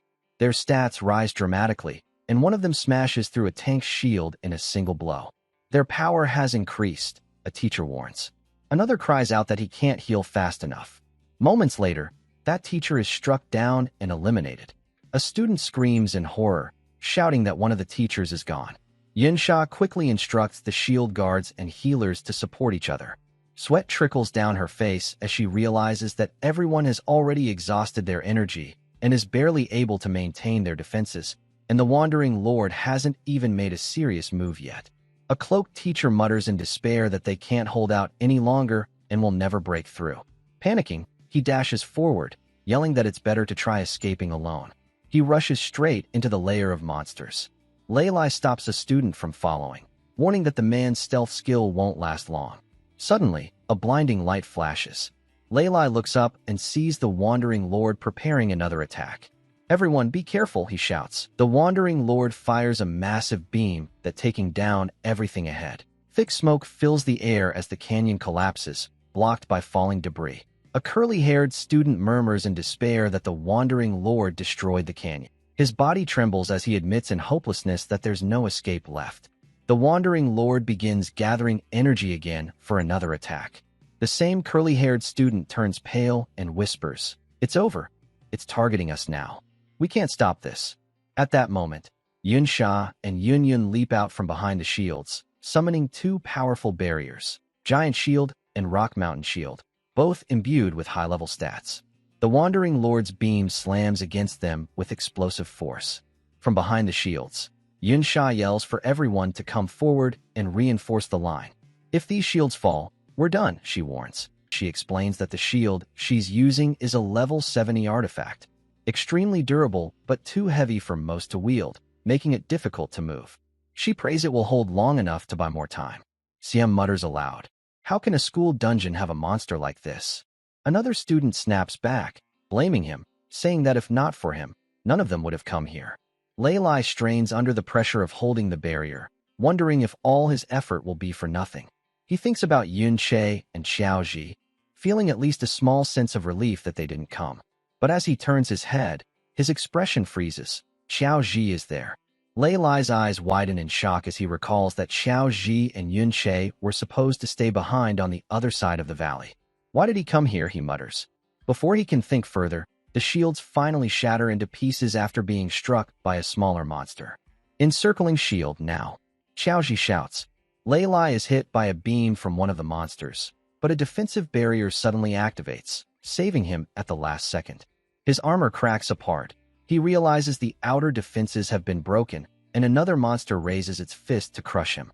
Lei Lai closes his eyes, admitting to himself that there's no one left who can stand against the wandering species. Then, out of nowhere, Xiao Ji jumps forward, forming a powerful shield that collides with the monster's fist, blocking the attack. Lei Lai stares in astonishment, wondering when Xiao Ji gained such power. However, the small monsters quickly overwhelm the group, shattering every remaining shield. Lei Lai feels despair wash over him as he thinks their defense has completely fallen apart. Xiao Ji's armor breaks under the pressure, and he collapses to the ground. The monsters gather energy above him, preparing to unleash a deadly barrage. Then suddenly, Yin Che appears. In one swift motion, He strikes down all the monsters about to attack Xiao Ji. Lei Lai's eyes widen in awe as Yun Che stands tall amidst the devastation, his sword gleaming in the light. Calm and composed, Yun Che praises Xiao Ji for doing his best. Xiao Ji reaches out a trembling hand toward him, whispering Yun Che's name. Yun Che gives him a warm smile and gently says, "You've done enough. Leave everything to me now." When Yun Che was inside the mirror world, standing before the radiant crystal ore, he realized that aside from this one, there must also exist an original crystal ore in the real world. The thought made him happy, knowing this crystal ore could help him double his gains. However, there was one problem. He couldn't take the ores out freely. The system displayed a message explaining that extracting 75 crystal ores would consume 750 minutes of mirror walk time. Yun Che quickly calculated that taking out a single crystal would require 10 minutes of mirror walk time. After analyzing his options, he decided to extract only the most valuable crystal core for now. The system interface appeared, displaying his current stats window. Suddenly, the cave began to tremble violently. Yun Che's eyes widened in alarm, wondering what was happening. Without hesitation, he began rushing back, questioning whether he could still return from the mirror world in time. The system notified him that his remaining mirror walk duration was 12 minutes and 54 seconds. A confident smirk formed on Yun Che's face. As long as the mirror walk timer hadn't expired, he could enter and exit freely. Once the time ran out, the cooldown period would begin. With a burst of speed, he dashed through the cave and exited the mirror world.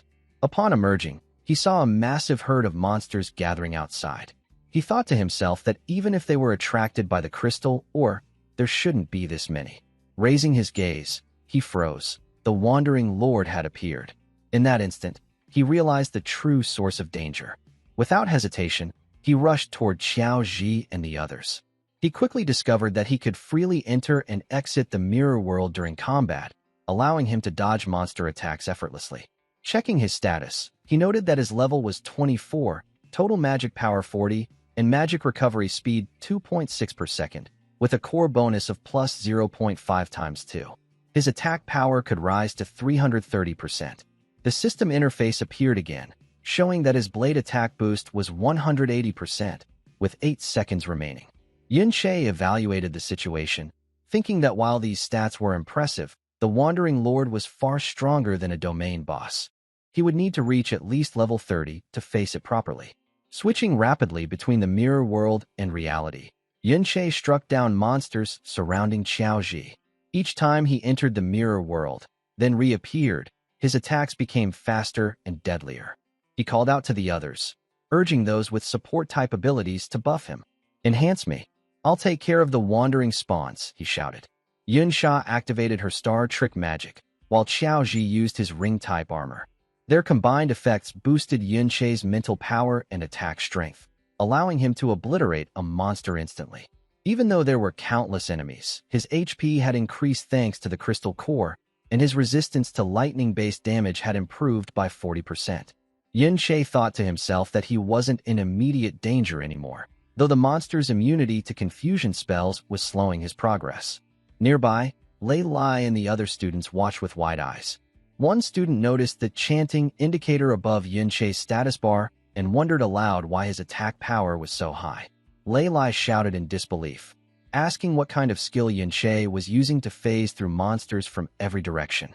Clutching his injured shoulder, he thought that all his earlier worries about Yun Che had been unnecessary.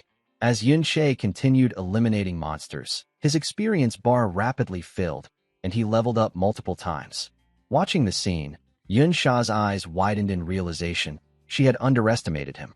She had once thought of Yun Che as nothing more than a thief, but now she saw that his strength far surpassed her expectations. Yun silently observed from behind, equally astonished. Yun Che continued shifting between dimensions, entering and exiting the mirror world, as he defeats more monsters, leveling up 3 times in quick succession. A student nearby whispered in awe, wondering if Yun Che was an outside support unit and marveling at his overwhelming power. Lei Lai shook his head and replied that he had seen him before, revealing that Yun Che was actually just a student. The others were stunned. A student that powerful was beyond belief.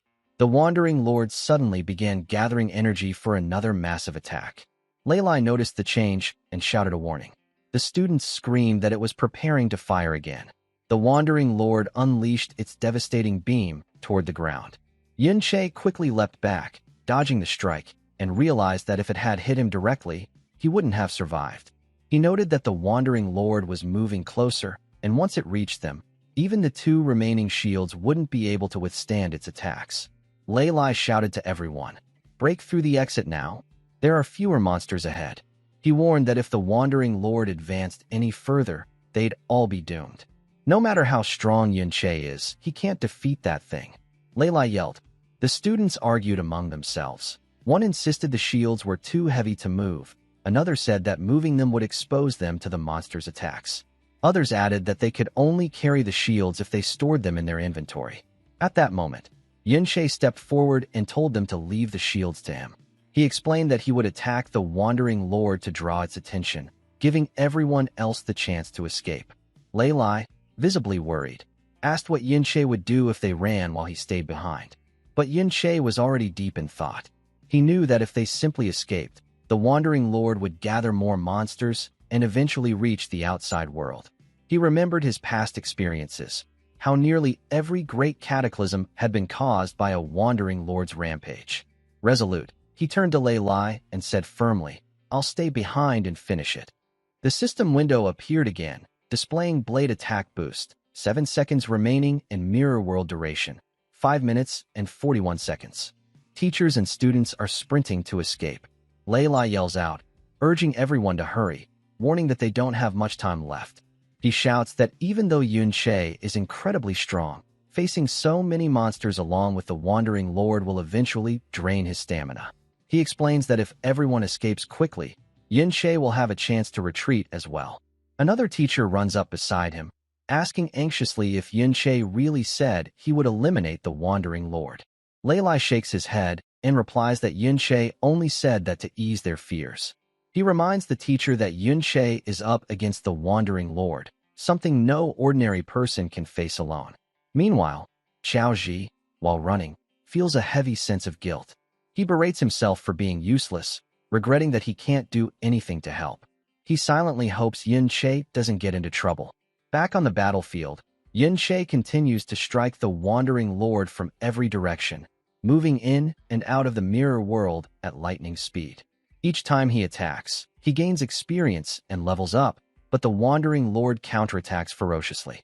Yun Che reappears from the mirror world, leaps forward, and strikes directly at it. He quickly glances at its status bar. Its defense is incredibly high. The small amount of damage he inflicted heals instantly through its regeneration skill. Standing before the colossal monster, Yun Che realizes what he must do. His eyes narrow as he focuses on the crystal or embedded in its head. It must be the weak point. However, his attacks are still not strong enough to break it. He notices that the buffs he received earlier are fading, and his MP is draining rapidly. Without sufficient magic power, he won't be able to sustain his trick blade skill for long. He strikes again and again, thinking he needs to level up fast before his strength fades. But soon, the Wandering Lord begins to anticipate his movements. It launches a devastating barrage of energy blasts. Yun Che is hit, his HP drops sharply, his MP continues to fall, and he realizes his mirror walk time is almost gone. The system displays, remaining mirror walk, 3 minutes and 46 seconds. He contemplates summoning his undead army to dodge the attacks, but then hesitates. Reviving undead consumes too much MP, leaving him with little power to strike back. He questions whether he should retreat or try to recover. Suddenly, a shield manifests in front of him.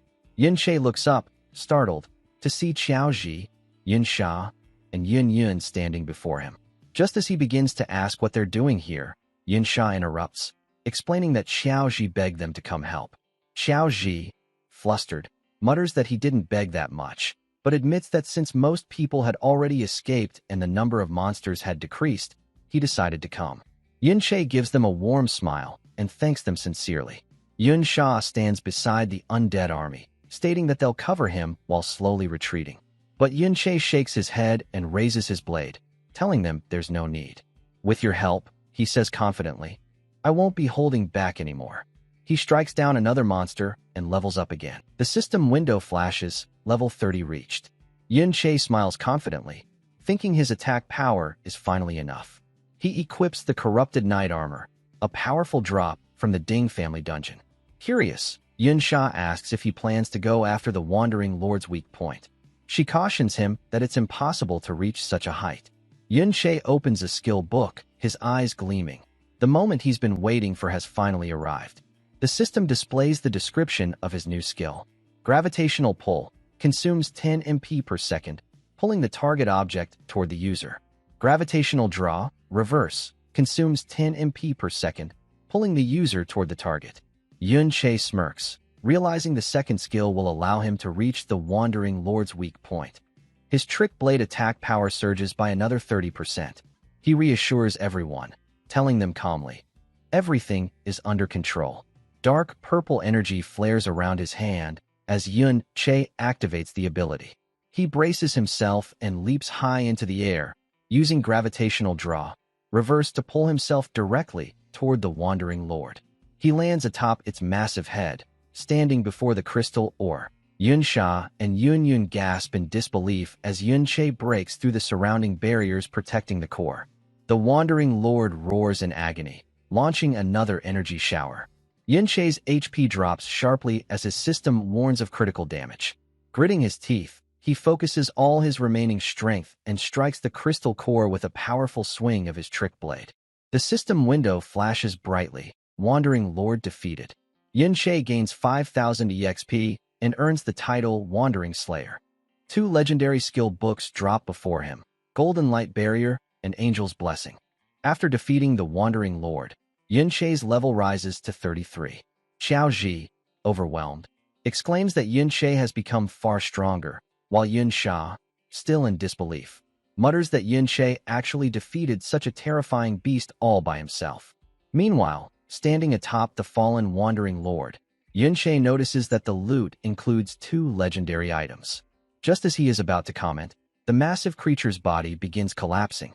Yun Sha shouts in alarm that the monster is falling, and that Yun Che is still on top of it. Yun Che immediately begins sprinting toward the ground, jumping from the crumbling body. As the Wandering Lord crashes down with an earth-shaking impact, Yun Che notices a hollow mountain through a broken section of the wall nearby. Curiosity guiding him, he steps inside and is met with a grim sight. Countless remains of both humans and wandering creatures. From the heavy battle marks carved deep into the walls, Yun Che realizes that an even stronger Wandering Lord than the one he just defeated was once born here. That explained the fierce, ancient traces of battle surrounding him. Suddenly, something catches his eye, a familiar face among the remains. Yun Che freezes. It's someone he once knew. Xiao Binbin. His heart sinks. Binbin, Yun Che whispers softly, staring at the figure from the lower ground. Yun Sha approaches and, surprised, wonders aloud if this is the same traitor Xiao and she had heard about, the one said to have been defeated here by the hero Ding Kuan. She adds that she never expected to see him standing in such a state. Observing the devastation around them, Yun Sha remarks that this battlefield looks nothing like the statues displayed in the memorial hall. It's as if he fought against endless waves of monsters and humans alike, she says. He doesn't seem like someone who was trampled or defeated easily. Yun Che remains silent. Xiaoji steps forward and begins to speak, his voice trembling. You might not believe me, he says, but I don't think my great-grandfather was an evil man. He recalls his childhood, explaining that he had always searched through history trying to uncover the truth about his great-grandfather. The records were vague, especially about the details of his life. But I did find something, Xiao Ji continues. He always entered dungeons far beyond his recommended level. My great-grandfather was an S rank, level 60. So why would someone like him come to a low-level dungeon like this? He looks down at his hands and answers his own question. Because this dungeon breeds Wandering Lords. He explains that Wandering Lords are catastrophic entities capable of summoning all kinds of monsters. In the past, the officials didn't have armies strong enough to defend against dungeon outbreaks, so they relied on powerful individuals to stop the threats early. My great-grandfather was one of those heroes, Xiao Ji says, his voice rising. He came here to destroy the root cause before it could spread. Yun Che, Yun Sha, and Yun Yun stands silently, listening to every word. Xiaoji lowers his head. You probably think I'm imagining things, he murmurs. Even my own family doesn't believe me. That's why I never speak about it. Yun Che gently places a hand on his shoulder and gives a warm smile. I believe you, he says. Yun Sha and Yun Yun glance at Yun Che in surprise. Xiao Ji's eyes glimmer with emotion as Yun Che's words sink in. Yun Che smiles softly and thinks to himself that Binbin was never the kind of person history made him out to be. His memories drift back to the past, back to Binbin's youth. He remembers the boy's confidence as he once declared that he didn't need Yun Che as a master. Binbin had jokingly vowed to surpass him and make him retire. There was a time when Binbin, during a battle with monsters, screamed for help from his master. After being saved, he would stubbornly complain about being rescued and make excuses every time. When he was caught limping from an injury, he would laugh it off, saying he was just the type who secretly works hard to surprise everyone later. Before heading into a dangerous dungeon, he had brushed it off as not life-threatening.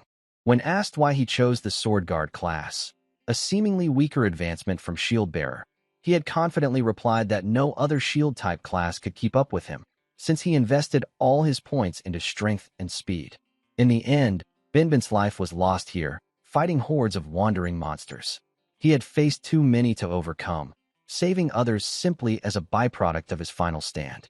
Yun Che lowers his head and silently calls his name in his thoughts. Binbin, I'll take revenge against the Ding family for you. Later, at the Ding estate, Ding Ji's expression hardens as he asks, is it true? Ding Su firmly replies that it is. If you don't believe me, he says, ask the teachers. Yun Che's power is real. He explains that he was stopped at the dungeon entrance because of the level restriction. When the group finally returned, everyone was talking about the fall of the Wandering Lord.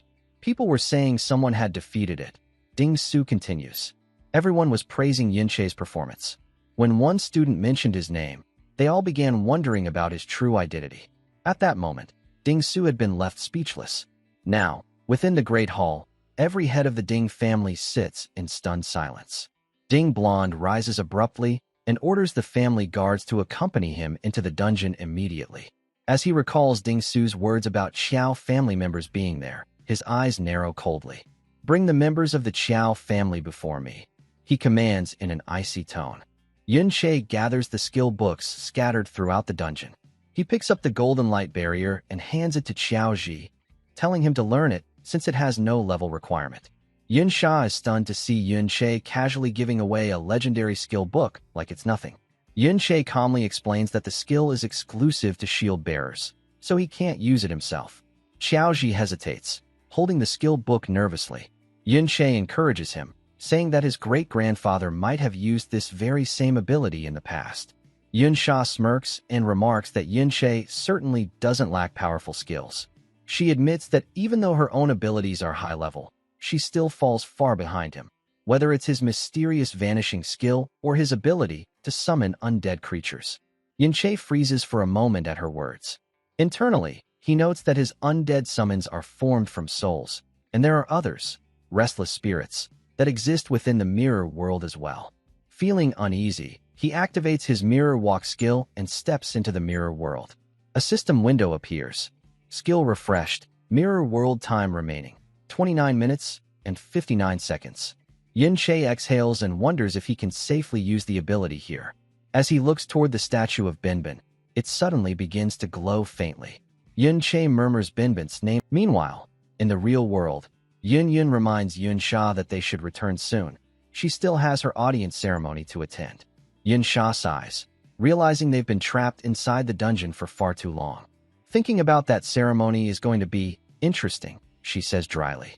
Xiaoji approaches and asks where Yun Che is. Yun Sha replies that he's been gone for quite some time and hasn't returned yet. Inside the mirror world, Yun Che slowly approaches the statue of Binbin, quietly repeating his name. Binbin, I never thought we'd meet again, he says softly. There are so many things I wanted to tell you. A dark purple aura begins to surround the statue, and suddenly, Binbin's stone form lets out a deep, echoing roar. Yun Che feels a pang of sadness. It's a pity, he murmurs. You can't even respond anymore. But before he can take another step, the purple energy surges toward him. The statue's eyes ignite with a violet glow, locked directly on Yunche. Startled, Yunche steps back as he's engulfed in fragments of Binbin's memories floating within the aura, memories filled with flashes of his past battles and pain. In one memory, Yunche sees Ding Kuan striking Binbin from behind. Why does Ding Kuan's stance look so familiar? Yunche wonders to himself. Moments later, the memory shatters like glass, scattering across the mirror world. Yunche whispers Binbin's name again, his expression filled with sorrow.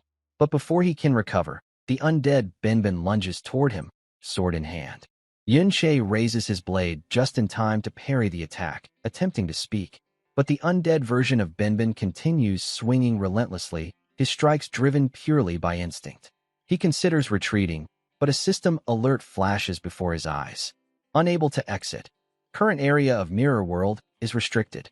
Yunche stares at the message in shock, realizing he can't leave. With a resigned sigh, he mutters, "So be it, there's no choice but to fight." Back in the real world, Xiao Ji's eyes widen as he spots Ding Su and Ding Gu approaching, accompanied by a squad of armed guards. Ding Gu smirks and asks where Yunche is, wondering aloud if he noticed them coming and ran away. With a mocking tone, he adds, "Without Yunche, the fun's only half as good." Xiao Ji, trembling, mutters Ding Ji's name and nervously looks toward the ground. Sweat forms on his forehead as he asks why they're here, wondering aloud if they've come for training too. Dinga loosens his tie and laughs coldly. "Stop pretending," he says. "Were you sneaking into my house with Yunche to steal something?" Xiao Ji immediately denies it, but Ding Su leans closer and says in a low voice, "Do you really think I wouldn't recognize your voice?" Xiao Ji freezes, panic written all over his face, as Ding Gu raises his hand dismissively. "It doesn't matter," he says with a cruel grin. "I've brought you a little gift." The Ding family heads and their guards smirk as they bring forward Xiao Ji's captured family members. Xiao Ji's eyes widen in disbelief as he sees his grandparents, uncle, aunt, and his mother standing before him.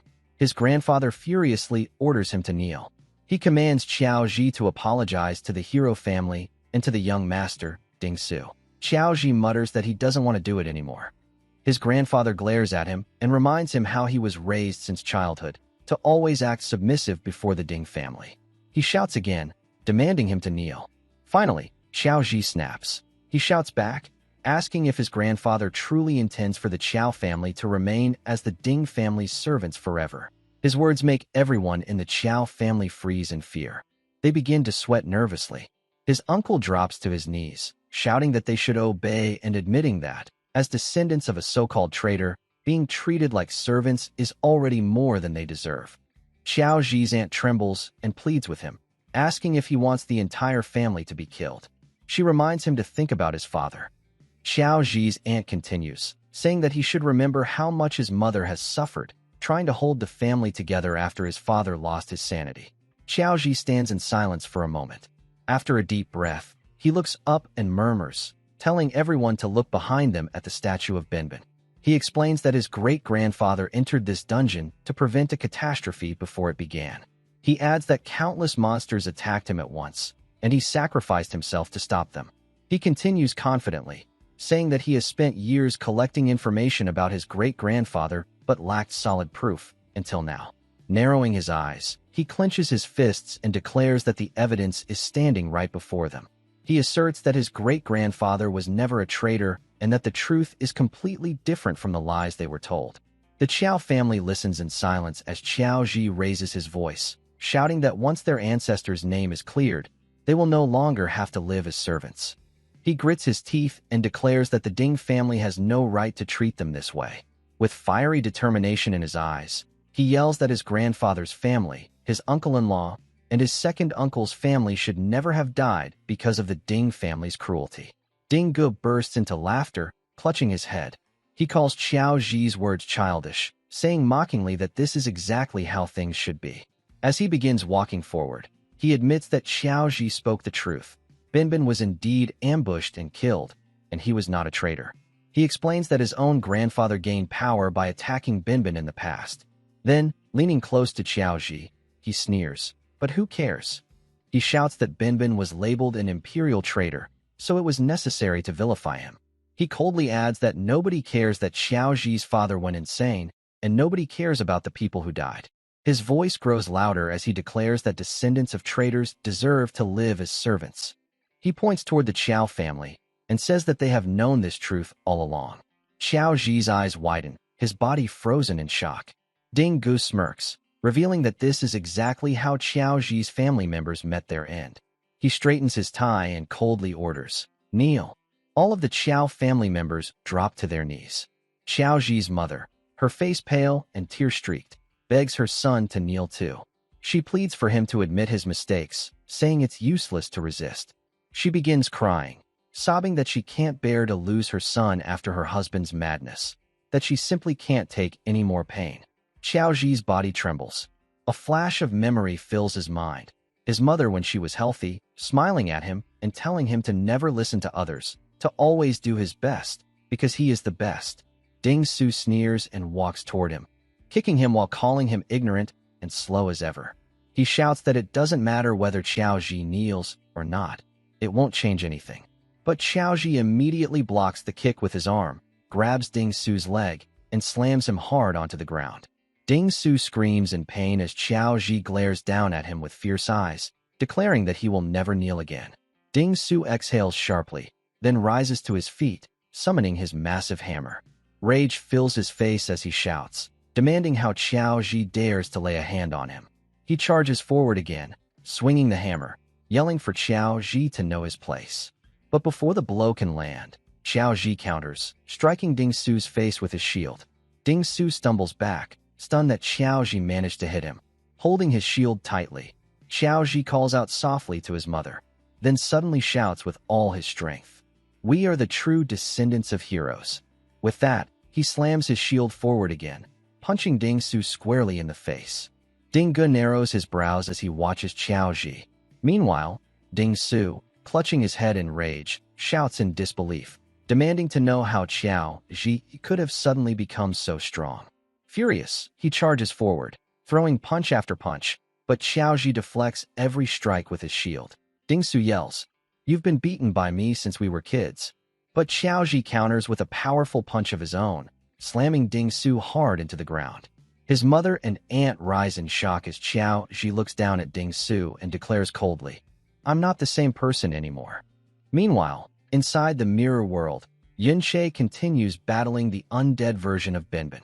The creature swings its blade furiously while Yunche narrowly dodges, realizing that this is Binbin's full power, and that the gap between them is massive. Yunche admits to himself that if it weren't for Binbin's defensive class, his own full strength might not have been enough to hold up. Moving behind Binbin, Yunche thinks to himself that all of Binbin's techniques were once taught by him, so he knows every weakness. A system window appears, displaying Binbin's status. Yunche internally acknowledges that Binbin possesses the defense level of a post, level 60 class transfer, and even his trick blade won't be very effective against such defense. Binbin roars, igniting flames across the area. Yunche immediately recognizes it as a legendary skill, Golden Light Barrier, and mutters that this is going to be troublesome. A massive blast follows. Back in the real world, Ding Su curses Qiao Ji and unleashes his combat skill Molten Mountain Chaotic. Qiao Ji blocks with his shield and strikes back, slamming Ding Su to the ground again and again. Ding Ji's face twists with anger as he shouts, demanding to know if Ding Su still can't defeat a mere Qiao brat. Transforming his hand into a claw, Ding Gu leaps toward Qiao Ji, promising Ding Su that his uncle will handle it. But as his attack nears, Qiao Ji's shield begins to glow a brilliant golden hue. Ding Ji's eyes widen in shock, realizing too late that it's the Golden Light Barrier, the same legendary skill. Qiao Ji stands inside the shining barrier with Ding Su in his grasp. He glares at Ding Gu and shouts, "Stay outside and watch." Then he mocks their so-called hero family, calling them cowards who never fight one-on-one. In the mirror world, Yunche strikes at Binbin's barrier from multiple directions, analyzing its structure. He notes that Golden Light Barrier is not just a skill tied to defense stats. It's a legendary ability that absorbs damage until its durability exceeds twice its tolerance. It can withstand at least 10 full-powered attacks. He keeps striking from every angle, realizing that while the barrier is strong, it is also consumable. Every bit of damage drains its energy, and once it's depleted, Any 10 strikes will shatter it completely. Meanwhile, in the real world, Ding Gu roars and smashes Qiao Zi's golden light barrier apart. He laughs mockingly, ridiculing Qiao Zi for using such a skill and even insulting Binbin. Even when he used it, Ding Gu sneers. He didn't matter. Qiao Zi, holding the injured Ding Su by his collar, glares and shouts, "If my great-grandfather were here, all of you would be the ones kneeling before him." Ding Ji's expression hardens. He lets out a furious roar and unleashes his sound energy, pushing Qiao Zi backward. Ding Gu snarls. "Are you talking about that man who died in a low-level dungeon like this?" He slams his hand into the ground, using his technique Gravity Smash, splitting the earth apart. "Even if Binbin were here," he laughs cruelly, "he would still kneel before me." Debris erupts around them, striking Qiao Zi hard. Ding Gu steps forward, gripping his axe, and says menacingly, "Still acting tough? I wonder if you'll still stand after I take you down." He raises the axe high, ready to strike, but Qiao Zi's mother suddenly steps between them, spreading her arms wide. She pleads tearfully, begging him to spare her son. "He's still young and ignorant," she cries. "Please, I'll kneel. Just don't hurt him." Ding Ji's lips curl into a wicked smile. "Then kneel, or I'll kill her right now," he says coldly. But then his tone shifts, mocking, cruel. "Actually, forget it." He swings his axe downward toward her. As Qiao Zi tries to get up to shout something, a powerful shockwave bursts through the air. A thick, heavy smoke spreads across the area. Everyone, both Qiao family members and Ding family guards, freezes, eyes wide, trying to see who has appeared in front of them. Ding Gu stops mid-step as realization strikes him. "No, it can't be," he mutters. "Binbin."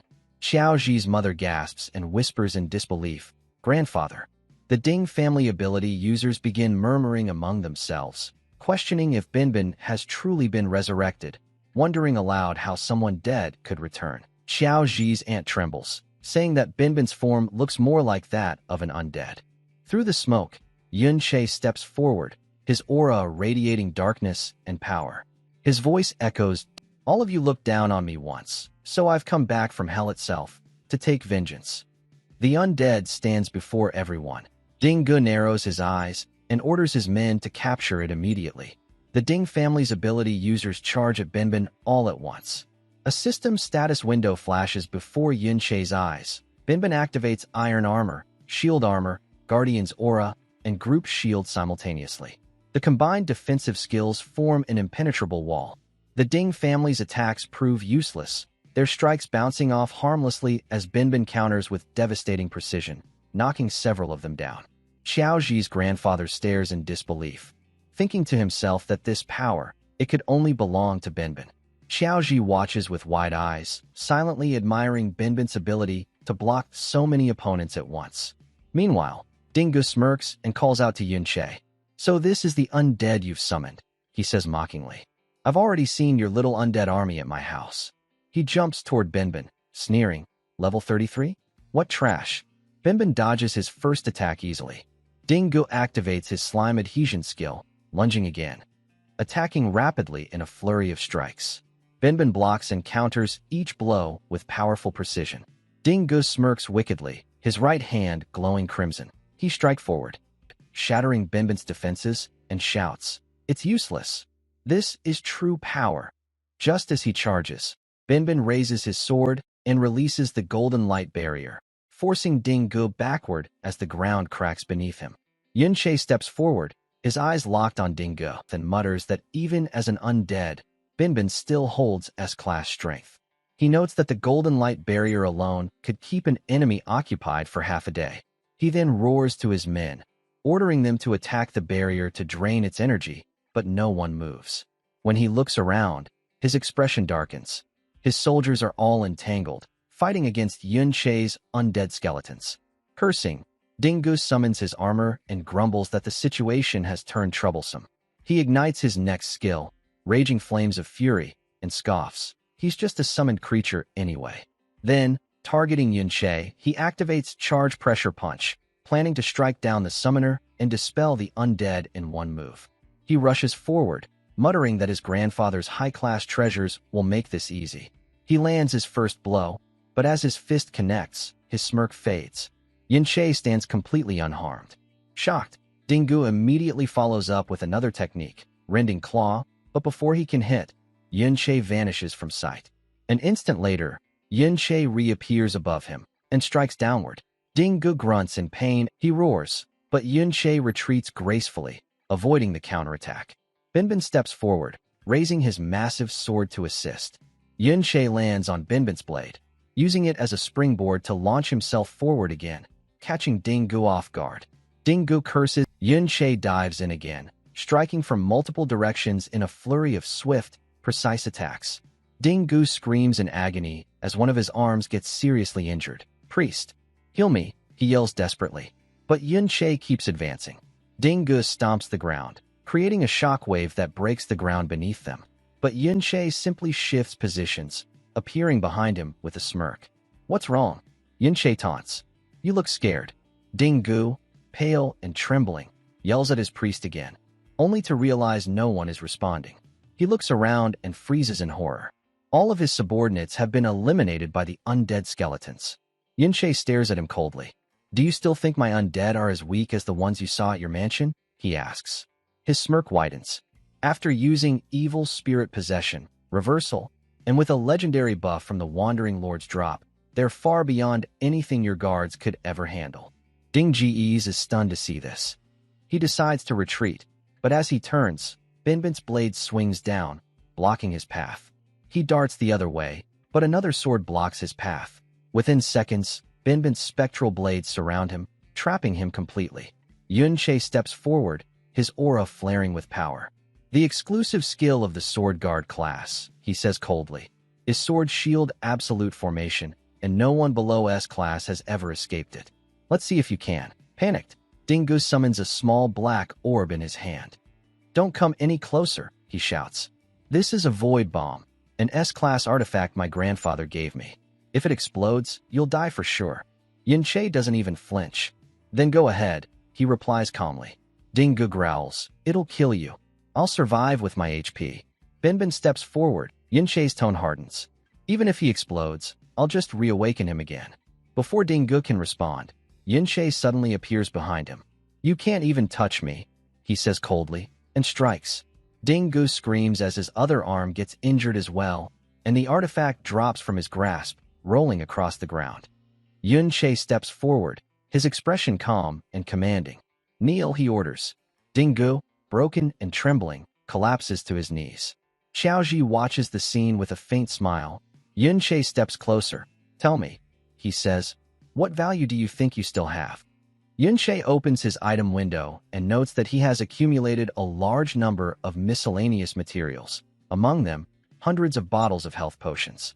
He summons one bottle, and a system window appears explaining that each potion restores 100 HP over 10 seconds. Yunche frowns, realizing that even if Binbin consumed all of them, it would only be a drop in the bucket compared to the damage he has taken. Binbin stands beside him, his body in terrible condition. Yunche calmly says, you need to die. He recalls that when he killed Binbin before, his soul appeared in the mirror world, where he easily turned him into an undead ally. Yunche notes that his advanced undead army can be expanded through killing, and he decides to spare Ding Su for later use. Xiaoji's grandfather observes Yunche carefully, astonished that someone so young could possess such strength. His gaze shifts toward Xiaoji, who is hugging his mother tightly, and he thinks that Yunche must be the one guiding him, that his inner strength has grown because of him. Several Qiao family members approach Xiaoji's grandfather and uncle, asking what they should do now. His uncle responds anxiously, saying that with the death of 3 clan heads, the Ding family will surely retaliate. We're doomed, he says gravely. Even if Yunche is powerful, once the heroes make their move, it will all be over. He explains that these heroes had already defeated their grandfather decades ago and have only grown stronger since then. Yunche listens silently and agrees internally with Xiaoji's uncle. He understands that once this incident is discovered, he will have no time left to grow stronger. Determined, he resolves to reach the level where he can easily defeat Ding Kuan. A system notification pops up. Yunche wonders if one of his soldiers has leveled up. He realizes that sending his undead to grind separately is highly effective. With their current levels and upgraded gear, He thinks proudly that his army could walk sideways through this region without fear. However, he admits that this dungeon no longer provides enough experience to sustain his fast growth. This, he thinks, is another reason for sending his undead out to find the dungeon lord. He explains to himself that unlike a wandering lord, the dungeon lord serves as the true core of each dungeon. Once it is defeated, the entire dungeon collapses and vanishes. He recalls that the entrance to this dungeon is guarded by his teacher, and that when Ding Gu brought the Qiao family here, all the teachers must have seen them. If the Qiao family were to leave now, suspicion would arise immediately. Therefore, the only way to allow them to escape unnoticed is by completely clearing the dungeon and making it disappear amidst the chaos. Through this method, the Ding family won't be able to confirm Ding Ji's death, buying Yun Che valuable time. Moments later, his undead army defeats the dungeon lord. The system window flashes, announcing that Yun Che has leveled up and successfully cleared the dungeon. The dungeon begins to crumble and vanish. Xiaoji's uncle stares in shock. "The dungeon, it's disappearing," he exclaims. Yun Che turns to them and says, "I've taken down the dungeon lord. The collapse will cause enough chaos that the Ding family won't immediately notice Ding Ji's death. Use this chance, escape now. You'll be safe for a while." He then instructs them firmly, "If the Ding family pursues you later, hand over any of their members directly to me." Yun Che recalls his undead soldiers and checks the Mirror World status window. He notices that to upgrade Mirror World to level 3, he must defeat more dungeon lords. The previous upgrade had already provided a tremendous boost. Another would push him even closer to closing the gap between himself and Ding Kun. At the entrance of a wealthy man's private dungeon, a guard hesitates and mutters to his comrade, "Do we really need to take this seriously? Who would dare trespass into a private dungeon?" He scratches his head, unaware that Yun Che has already slipped past him effortlessly. The guard turns around, sensing movement, and mumbles, "Weird. I could have sworn someone was behind me." Convinced it's just his imagination, he returns to his post. Inside, Yun Che smiles faintly. He notes that the civilian guards here are barely level 30. These private dungeons, he muses, are practically unguarded. He continues clearing dungeon after dungeon, slaying each dungeon lord with ease. After finishing another, he thinks it's almost time to take down Ding Kun. But he forces himself to remain calm, choosing to defeat a few more dungeon lords first. Staying calm, he tells himself, means making fewer mistakes.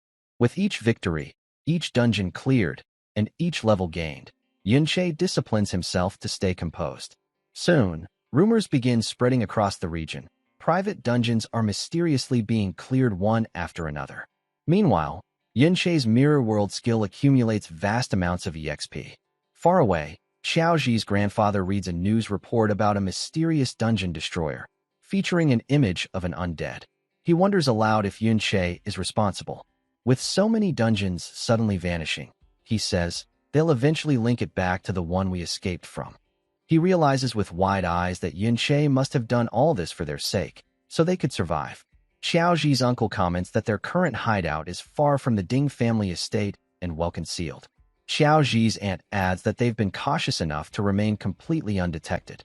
Relieved, they agree that they no longer need to fear the Ding family. Just as Xiaoji's uncle sighs, saying perhaps they've finally escaped, the wall behind them suddenly shatters under a powerful force. Through the smoke and debris, a tall figure steps forward, Ding Hao, the second head of the Ding family. He repeats their very words with a cold smirk.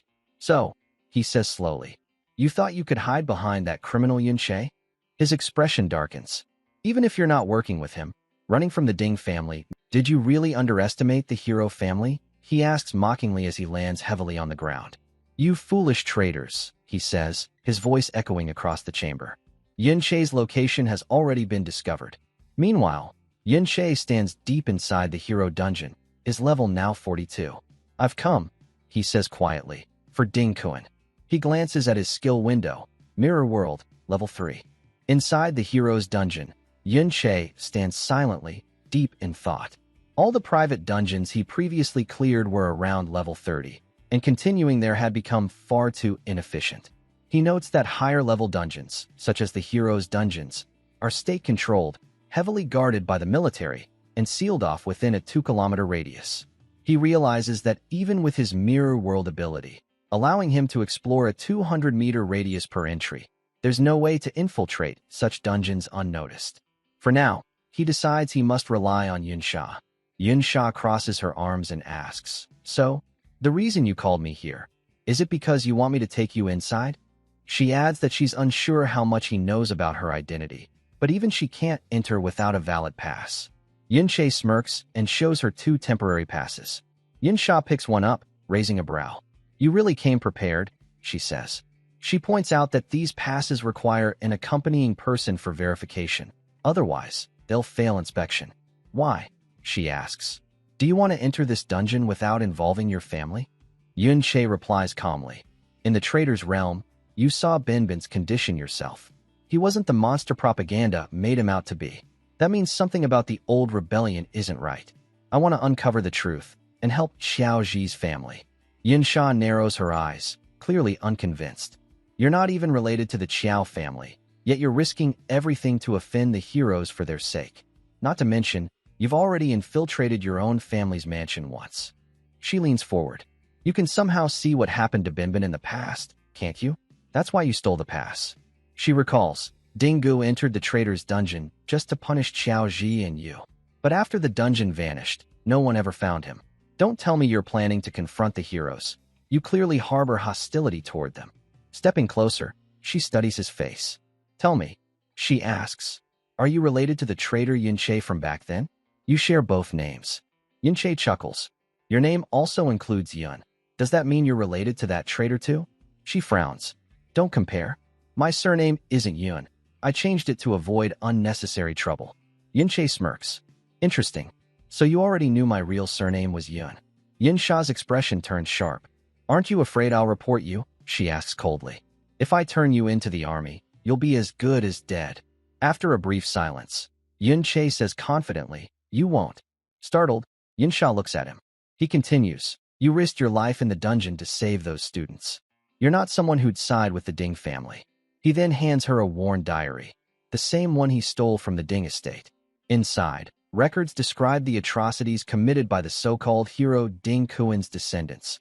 Yunsha flips through it, but shakes her head. "I don't care about this. Haven't you ever been betrayed?" Yunsha's expression turns distant.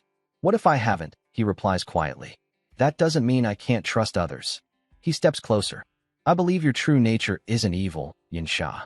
Her eyes flicker, uneasy. He really doesn't seem like a good person, she thinks. She turns away abruptly. "If you trust me that much," she says, "then follow me. You'll see for yourself how I betray." Yunsha smiles faintly and follows her. Yunsha walks ahead, her thoughts racing. "I never expected anyone to actually trust me," she admits silently. They finally reach the entrance of the hero's dungeon. A station guard greets Yunsha warmly. "Miss Yunsha, the heroes have been waiting for you for days," he says respectfully. "You already have permission to enter." His tone then grows serious. "But why didn't you come with Ding Dan? He just entered moments ago. And is that hooded person your guard?" He continues, "Ding Dan warned us to be cautious. The family reported that their temporary pass was stolen." Yunsha raises an eyebrow. "Are you interrogating me now?" The guard quickly waves his hands. "No, ma'am. It's just that the security bureau warned us. The criminal raiding dungeons may be headed here." Yunsha smirks and glances back at Yunsha. The guard insists nervously, "We're only doing this for your safety. Your escort might be replaced for verification." Yunsha laughs lightly and turns toward Yunsha. "Looks like they want to check on you," she says teasingly. As the guard approaches, Yunsha tenses. Yunsha suddenly grabs his face, holding it up for the guard to see. "Do you think I can't recognize my own guard?" she asks sharply. "Should we check me too? Maybe I've been swapped out as well." The guards freeze, terrified. "We wouldn't dare," one shouts. "If you're certain, then there's no mistake. You may enter, Miss Yunsha." With that, Yunsha and Yunsha pass through the gates and enter the dungeon. As they walk, Yunsha thinks to himself that Yunsha's status is far higher than he expected. "I brought you in because you trusted me," she says. "Whatever you plan to do inside, I don't care. But don't expect my help beyond this." Yunsha nods. "Thank you," he says sincerely, summoning an undead wrapped in a dark cloak. "Take this with you when you leave. It'll protect you and keep suspicion off you." Yunsha glances at the creature, sighs, and mutters, "At least you've got some conscience." As she leaves, Yunche steps deeper into the dungeon. Activating his ability, he enters the mirror world once more. A faint smile crosses his face. Finally, he murmurs, "I can use the new ability unlocked when Mirror World reached level 3. Yunche notices that his Mirror World has reached level 3, and he sees that all the monsters have stopped moving the moment he stepped inside. Yunche thinks to himself that he can now copy Secret Realm monsters from the real world, and from this point onward, he can freely explore and discover new creatures within the mirror world without worrying about being exposed or monitored. Even more importantly, he realizes that the undead he leaves inside can continue to grow stronger for him, even after he exits the realm. Yunche then considers the idea of building a city inside the secret realm so he can investigate it more thoroughly over time. According to the Ding family's diary, this is the location where Ding Kuan is said to be. Yunche knows far too little about Ding Kuan, only that he reached S-Rank decades ago and has not shown his true strength publicly since then. Even Ding Lao Sen has no deeper information. If Yunche had more detailed knowledge, he would feel much more confident dealing with him. In Yunche's previous life, he was familiar with everyone who had reached S-Rank, but Ding Kuan suddenly appeared without warning. Yunche asks Ben Ben, thinking of the mysterious and powerful Ding Kuan. But Ben Ben does not answer. He is still asleep. When Yunche's mirror power reached level 3, his undead companions became a little smarter. Ben Ben changed the most, but still not enough to speak. Yunche believes that if his mirror power continues to grow, Ben Ben will finally wake up. Meanwhile, in a palace, an old man with gray hair kneels down. He is speaking to the emperor, Ding Shun. "Father, you love your third son the most. You have to help find him," the old man cries. Ding Shun looks furious. "My third son is still missing? The security report says he was taken near the hero's secret realm." The old man nods quickly. "The person who took him must be very strong, maybe even S-Rank. For safety, please, father, you must act. We need the transfer certificate." Suddenly, Ding Shun moves with incredible speed and strikes the old man, who collapses. Ding Shun speaks to the empty room, calling him useless for failing to protect one boy. He notes that the man had just reached S level, but could not withstand even one blow. He mutters that he only kept the man alive to guard his grandson, and now he must correct the mistake. Losing his third son would mean losing several years of his own life. And with that heavy thought lingering, the scene shifts to the village where Ding Yin is causing chaos among the residents. Meanwhile, Yunche notices the disturbance and reflects that, compared to this place, the Ding family outside the secret realm appears far more restrained. Yunche considers stepping forward to help the villagers, but doing so would require revealing his identity, something he is not yet prepared to risk. However, Yunche soon sees that Ben Ben is also furious at the situation, and he observes how, even in such a stressful condition, Ben Ben still rushes forward to help those in need. This makes Yunche recall a memory from the disaster zone. Among all the children there, Ben Ben and Lan Xian were the kindest and strongest. That was the reason Yunche accepted Ben Ben as his disciple and trained him, hoping he would grow into someone capable of protecting others. Yet in the end, Yunche feels it was his own fault that Ben Ben ended up in his current state. Suddenly, Ben Ben speaks Lan Xian's name. Yunche is surprised and asks if Ben Ben has regained his memories, but Ben Ben instead angrily tells Yunche that Lan Xian is actually Ding Kuan. Yunche is stunned by this revelation. The scene then shifts to Ding Kuan, who has just defeated an opponent. The defeated individual mentions Yunche's name, and upon hearing it, Ding Kuan responds with suspicion. He wonders if someone is trying to provoke him by using a familiar name, as he never expected to hear it again after so many years. With a confident smirk, Ding Kuan steps forward and declares that he will personally see who dares to impersonate Yunche, his respected master. The scene shifts to Ding Yin, who angrily orders the orcs to attack the village. As the orcs charge forward, prepared to strike, Yunche rushes ahead with incredible speed and, in an instant, defeats most of them with a single, controlled blow. Filled with frustration and confusion, Yunche wonders how Lan Xian could possibly be the same person as Ding Kuan. He struggles to accept this truth, unable to reconcile the identities in his mind. Meanwhile, Ding Yin is stunned by Yunche's display of strength and immediately begins to question his identity. His subordinate, Nene, declares that the intruder must be an outsider and boldly claims that Yun-Che has a lot of courage to trespass within a hero's territory. But Yun-Che, still overwhelmed with disbelief, focuses only on the thought of Lan Qian and Ding Kuan being the same person. Yun-Che recalls a moment from the past, a time when he explained to his disciples, Bin Bin and Lan Qian, that due to the extraordinary power of modern professionals, the age of traditional knights had long passed. Yet, as a descendant of knights, Yun-Che wished to pass down the values he believed mattered most. Under his guidance, he told them, their strength would one day surpass that of ordinary professionals. But if they wished to continue learning from him, they must remember several important principles. The first principle was humility. Yun-Che taught them that there is no fundamental difference between themselves and others, and that they must remain polite and respectful to everyone they encounter. Returning to the present, Yun-Che breaks through Nene's barrier with ease. Ding Yin, shocked by Yun-Che's power, calls for his subordinate to use their level 30 legendary equipment.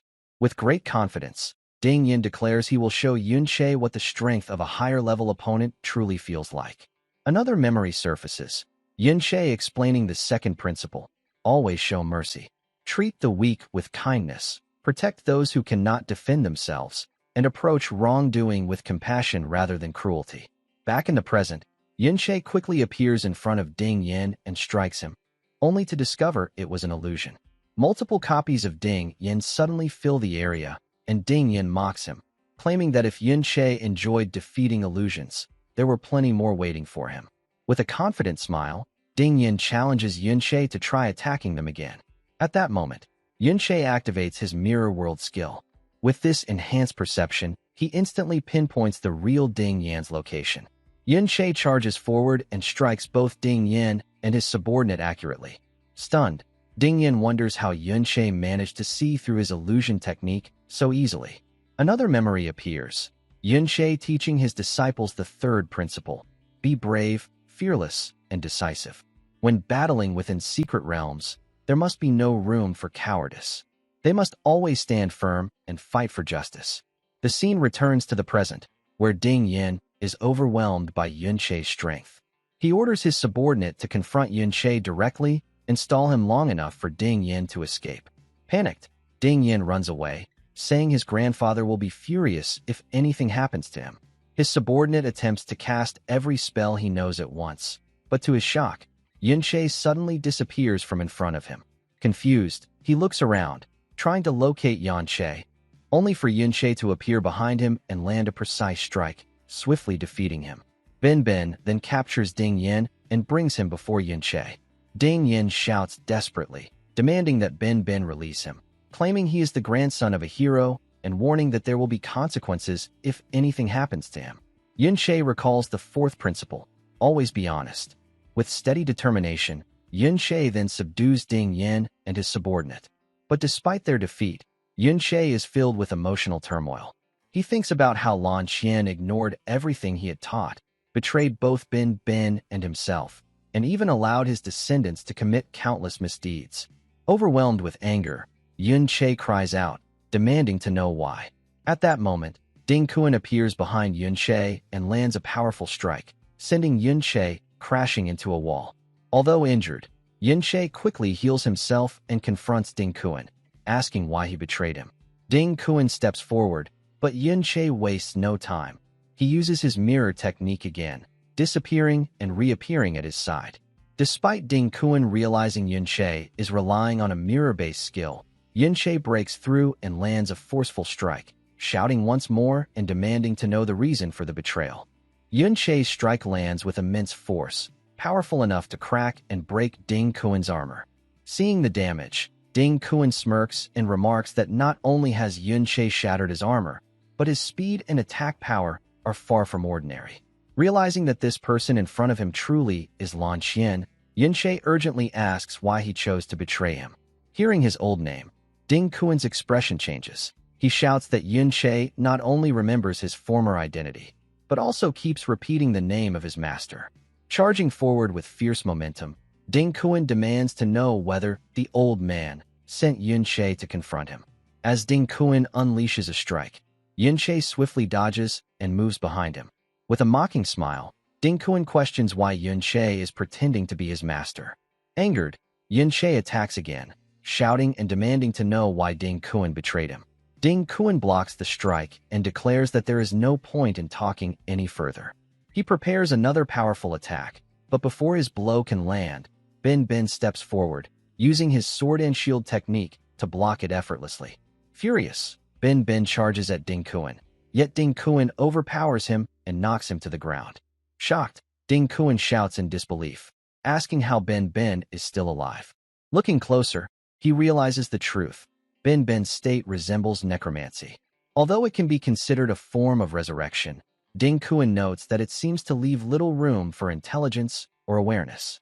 Yun Che appears behind Ding Kun once again, prepared to strike. At that moment, Ding Kun's descendants, Ding Sun, Ding Chong, and Ding Jian, step forward. They confidently tell Ding Kun that he did not need to come himself, claiming they could have handled the intruders on their own.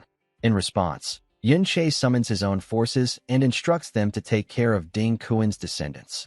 Meanwhile, Ding Kun spots Sunwazi and realizes that he has died. Filled with fury, Ding Kun declares that Yun Che's abilities are becoming more interesting. When he finally understands that Yun Che truly is his former master, Ding Kun charges forward recklessly, striking at him and demanding that Yun Che quickly prove his identity. Ding Kun insists that if Yun Che is really his master, then he will answer every question, hiding nothing.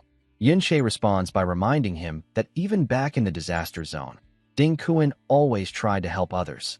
Frustrated, Yun Che attacks again, asking how everything could have gone so wrong. Ding Kun smiles darkly and claims that it was all because of Yun Che.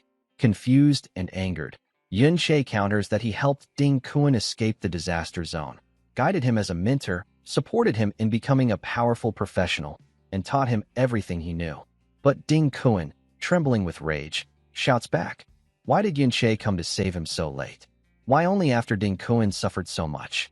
And why was Ben Ben, just the son of a knight, able to live so comfortably as Yun Che's disciple? Ding Kun demands to know why Ben Ben, who went through far less hardship, received such polite treatment from everyone. Why was Ben Ben always seen as being above him in everything? Why did Yun Che favor Ben Ben so much? Ding Kun continues angrily, accusing Yun Che of forcing him to become a berserker because he was timid when he should have become a sword guard with better defense. Yun Che firmly responds, asking when he ever favored anyone. Did Ding Kun not always express that he wanted to become braver and stronger?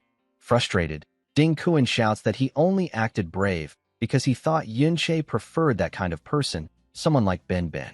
He claims he tried just as hard to appear courageous, yet Yun Che never started favoring him. Deep down, Ding Kun believes Yun Che always looked down on him. Ding Kun tells Yun Che to stop pretending, saying pity and humility do not help someone survive. In this world, treatment depends on status and power.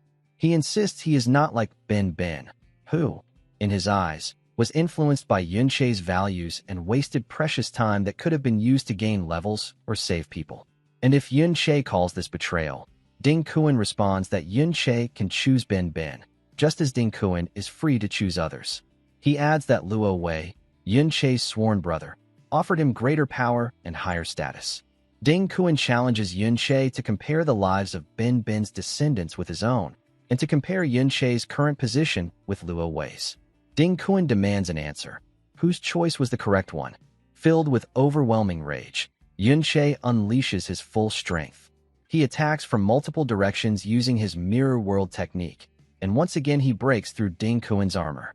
With fierce determination, Yun Che declares that Ding Kun is nothing compared to Ben Ben.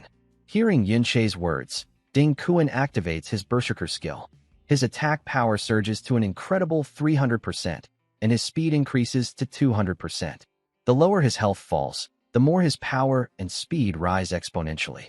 Smirking confidently, Ding Kun declares that Yun Che has finally admitted that he favored Ben Ben over him. Ding Kun then charges forward with astonishing speed, aiming a devastating strike at Yun Che. However, Yun Che immediately summons his mirror world ability, slipping out of the attack's path with masterful precision. Seeing this, Ding Kun scoffs and claims that Yun Che simply uses these mirrors to travel and evade danger. Without them, He says, Yun Che would have nowhere to hide. Ding Kuan's berserker skill intensifies further, his energy becoming more unstable and dangerous. He shouts for Yun Che to confront him directly, reminding him that knights are supposed to be brave. Ding Kuan's power reaches its peak, and as he steps forward, he insists that he was right all along. Yun Che only speaks of virtue when he is safe. Ding Kuan calls him a sheltered, noble child who hasn't experienced true suffering, claiming Yun Che cannot understand his pain, yet still dares to talk about compassion. When Ding Kuan strikes again, Yun Che barely manages to dodge. Ding Kuan mocks him, saying Yun Che is indulging in self-deception, thinking friends and disciples will always support him, calling such faith laughably naive. With a sudden burst of speed, Ding Kuan lands a heavy blow on Yun Che, sending him crashing into a wall. The impact leaves Yun Che severely injured.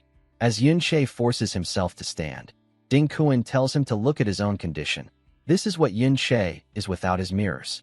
He steps closer and states that he will not attack for now, because Yun Che can barely survive under the constant strain of Ding Kuan's berserker aura.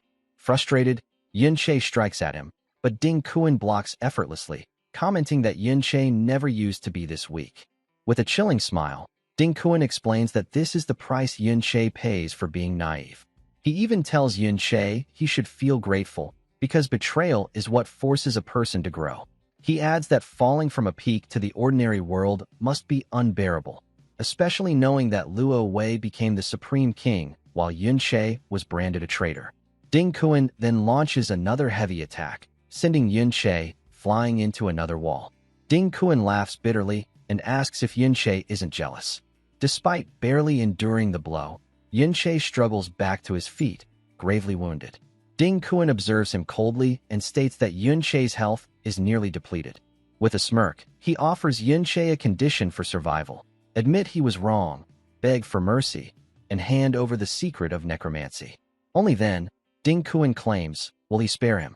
At that moment, Yun Che rises steadily and draws a new dagger, the weapon known as Nether. Yun Che calmly states that he truly was wrong. Wrong to rescue Ding Kuan from the disaster zone, wrong to trust him, wrong to believe that leading by example could guide hearts, and wrong to assume that people would not turn down a dark path. As he speaks, Yun Che's wounds suddenly vanish, his health is fully restored, and his status returns to its peak. Ding Kuan is stunned. Yun Che continues, saying he was also wrong to cling too stubbornly to knightly virtues. He then activates two newly learned skills, transforming completely. In an instant, he appears directly in front of Ding Kuan and unleashes a flurry of strikes from multiple angles. Ding Kuan manages to block several attacks, but only barely. Swinging his sword, Ding Kuan smirks and comments that this is how a real fight should be. He counters with his own attack, claiming that he once believed his master had learned dual-wield specialization, but now sees Yun Che is simply holding two swords. Ding Kuan mocks him, saying that using unfamiliar combat styles in real battles is unwise. As Ding Kuan swings his blade again, Yun Che disappears momentarily and reappears behind him, landing a clean strike that injures Ding Kuan. When Ding Kuan retaliates, Yun Che activates Mirror World once more and vanishes. Ding Kuan is shocked. He believed all the mirrors had been destroyed. In response, Ding Kuan unleashes the full magnitude of his berserker skill, laughing wildly as he realizes Yun Che has found a loophole. But Ding Kuan boasts that once Berserker's final stage is activated, Yun Che has no chance of victory, especially now that no reflective surfaces remain. At that moment, Ben Ben suddenly appears and strikes Ding Kuan with a critical blow. Ding Kuan is stunned to see Ben Ben standing behind him. Immediately afterward, Yun Che summons his undead soldiers, and they surround Ding Kuan from every direction. Enraged and resolute, Yun Che declares that this is the end for Ding Kuan. With a single, devastating strike, Ding Kuan manages to take down Ben Ben. Smirking confidently, he declares that the loser from 60 years ago could never hope to match his current strength. He adds that the more severely he is wounded, the stronger he becomes, a testament to the raw power of the Berserker class. However, Yun Che steps forward calmly and lands a precise strike on Ding Kuan, stating that he can see through all of Ding Kuan's flaws. As a Berserker, Ding Kuan possesses two major weaknesses. The first is his low defense. The Berserker class relies heavily on high attack and speed, meaning that Ding Kun cannot allocate many points to defensive stats. On top of this, many of his own skills further reduce his defenses, making him vulnerable even to the weakest of Yun Shei's summoned minions. Recognizing the threat, Ding Kun activates a skill called Whirlwind, intending to eliminate the low-level undead first. But Yun Shei intercepts him, explaining that his second weakness lies in the type of attacks he possesses. Most of Ding Kun's offensive skills are area-based, but aside from Whirlwind, he primarily relies on linear, direct strikes. Meanwhile, Yun Shei's mana recovery is sufficient to maintain a steady number of undead soldiers, forcing Ding Kun to deal with them first. Confidently, Ding Kun retorts that he does, in fact, have long-range attacks. But before he can execute one, Yun Shei readies a new strike, commenting that Ding Kun's greatest flaw is not his skills or strength. It is that he has no one to truly rely on. Back in the disaster zone, Ding Kun and Ben Ben had covered each other's weaknesses. Now, the very shield that once protected Ding Kun has become the sword striking him. As someone who rose to power through betrayal, Yun Shei doubts that anyone would remain close to him willingly. Yun Shei then positions himself behind Ding Kun, questioning if this is truly what Ding Kun desires. Before Yun Shei can strike, Ding Kun swings his sword, but Yun Shei dodges effortlessly. Ding Kun scoffs, accusing Yun Shei of still speaking about friendship and dependence. He proclaims that he needs no comrades. His children and grandchildren will fight for him. Calling them out, the trio rushes forward to aid their grandfather. Ding Kun remarks with pride that he requires no allies, for his descendants will carry the battle for him. But just as he speaks, Yun Shei strikes from behind, landing a precise blow that injures Ding Kun's right arm. Ding Kun's children are shocked and cry out, witnessing their grandfather in pain. Yet, despite their loyalty, they hesitate. One of them admits that even if Ding Kun cannot defeat Yun Shei, what chance do they truly have? Enraged, Ding Kun lashes out at his children, grabbing one and shouting that everything they possess exists because of him, and he will not tolerate defiance. At that moment, Yun Shei summons his undead soldiers, who surround Ding Kun and his family. They strike simultaneously, creating a massive explosion. When the dust clears, Ding Kun finds himself standing alone, confused and horrified. Yun Shei has turned his children and grandchildren into undead under his command. With no options left, Ding Kun attempts to flee, but Yun Shei catches him in an instant, declaring that there is nowhere left to run. The undead charge forward, overwhelming Ding Kun. Finally, Yun Shei defeats Ding Kun decisively. The scene shifts back 60 years, where Yun Shei proudly tells Lan Xian and Ben Ben that both of them have successfully completed their class changes and reached S-Rank. As their master, Yun Shei feels it is only right to reward them for their hard work and dedication. He explains that he has sent all the top-tier materials he had painstakingly collected over the years to the Divine Craftsman. By a stroke of extraordinary luck, these materials were forged into a mythic-grade weapon, the highest quality equipment available to someone at their current level. Lan Xian's eyes widen in excitement as Yun Shei presents the weapon. Yun Shei explains that the greatsword perfectly matches Lan Xian's fighting style, and he will have no trouble mastering it. With anticipation, Lan Xian swings the sword, testing its weight and balance, and thanks Yun Shei warmly. Meanwhile, Ben Ben receives a matching axe and shield, perfectly suited to his new class. With his exceptional combat talent, Yun Shei notes, Ben Ben will master them in no time. Holding the shield, Ben Ben comments that Yun Shei must have considerable wealth to provide such top-tier equipment. Observing Lan Xian staring at Ben Ben, Yun Shei curiously asks what is happening. Lan Xian replies that he has not replaced his weapon and wonders if it might be outdated. Yun Shei smiles and responds that this sword is his alone and will never be replaced. He reveals that its name is the Flowing Cloud Sword, a weapon born from years of effort, collecting rare treasures from secret realms, sneaking into an SSS-level secret realm, and forging it in the ancient furnace. At that time, the sword was only in its embryonic form. Yun Shei explains the ranking system for weapons. At the top is unique, followed by mythic, legendary, epic, rare, excellent, and finally common. As a unique grade weapon, the Flowing Cloud Sword possesses a special sharpening method. It moves like flowing clouds, endlessly changing and adapting into any desired form. Complete synchronization with its user is required for it to reach its full potential. Having endured countless near-death battles, the sword now responds instinctively to Yun Che, adapting seamlessly to his power fluctuations. Lan Xian is awestruck, amazed by the sword's fluidity and strength.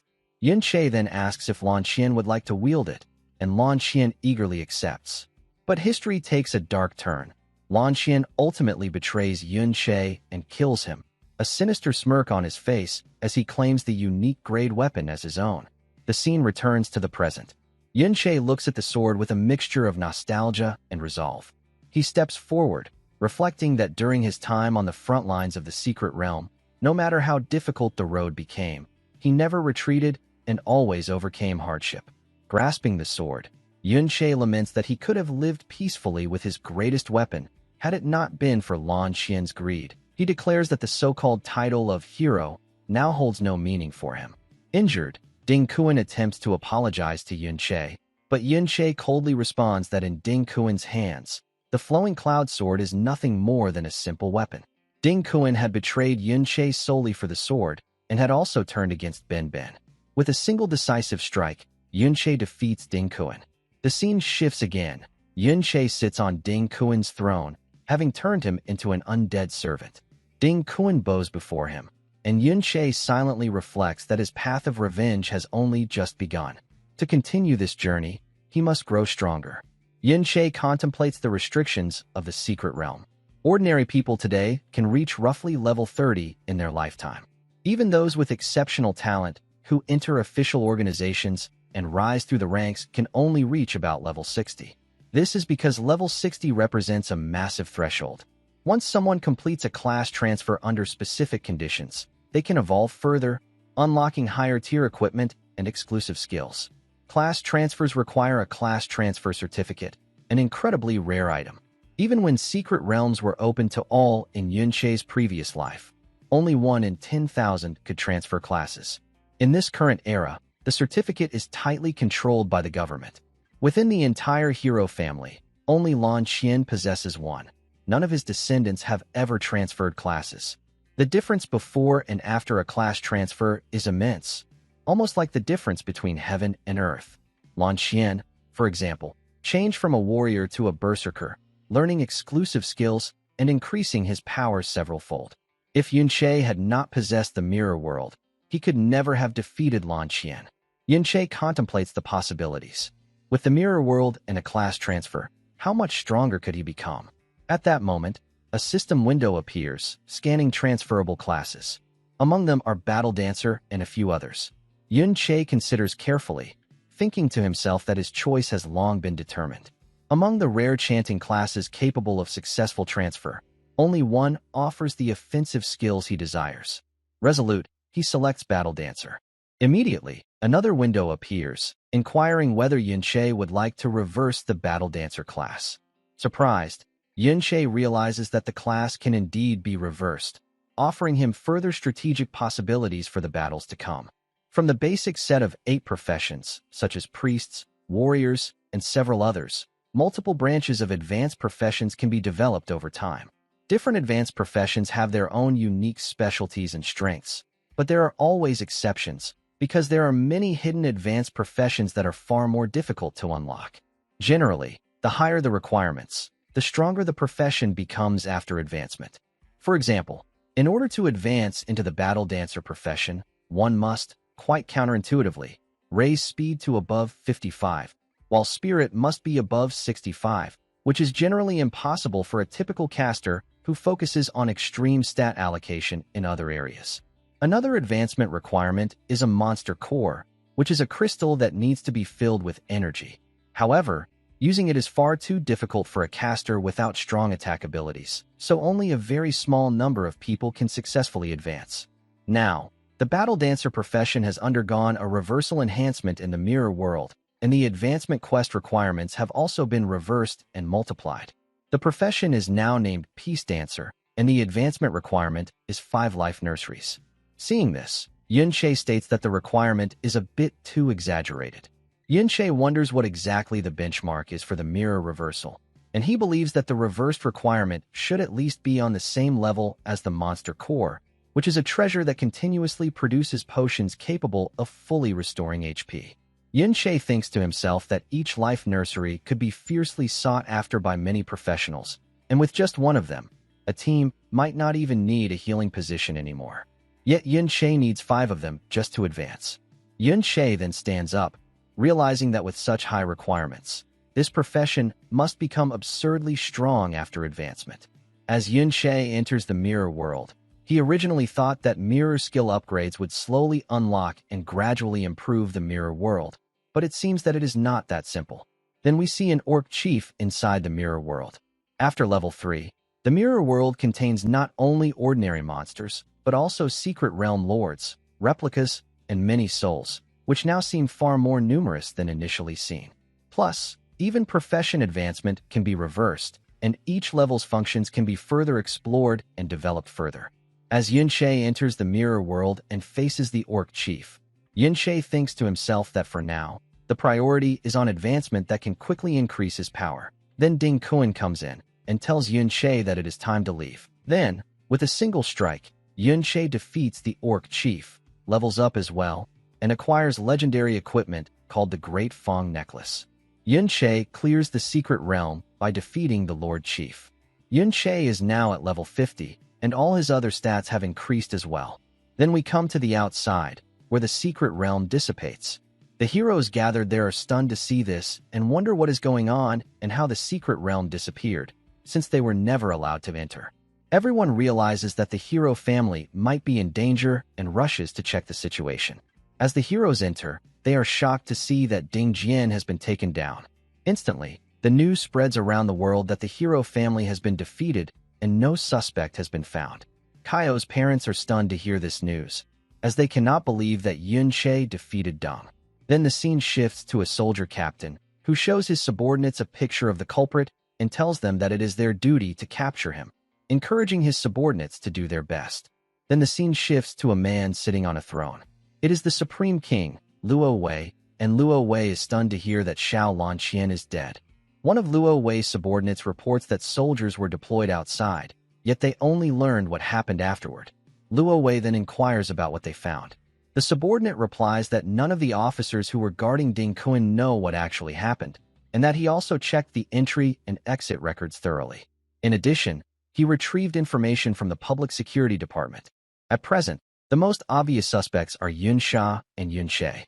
The subordinate smiles slightly and tells Luo Wei that Yun-Che is truly a name that brings back old memories, and he confidently states that he will personally handle the matter.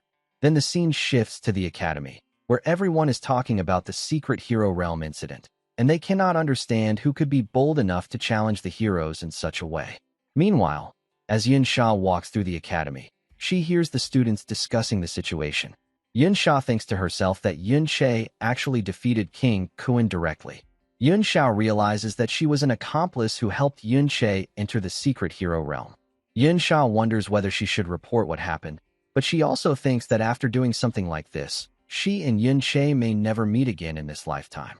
However, to her shock, she suddenly sees Yun-Che standing right in front of her. Then the scene shifts to a few moments earlier, where Yun-Che inquires with Ding Kuan about life nurseries. Ding Kuan replies that he has never heard of such a thing. Yun-Che thinks to himself that the life nursery advancement requirements are far too precious, and that probably only high-ranking individuals would possess them. Now, speaking of high-ranking individuals, there is only Yun-Sha, who is obviously very noble. Then Yun-Che inquires of Ding Kuan whether he knows about Yun-Sha's identity, since Ding Kuan seemed very eager to meet her before. Ding Kuan replies that Yun-Sha is Luo Wei's granddaughter. Hearing this, Yun-Che immediately heads to the academy, because Yun-Che never expected that Yun-Sha would be Luo Wei's granddaughter. Yun-Sha is shocked to see Yun-Che at the school. The other students become happy when they see Yun-Che on campus and quickly rush over to meet him.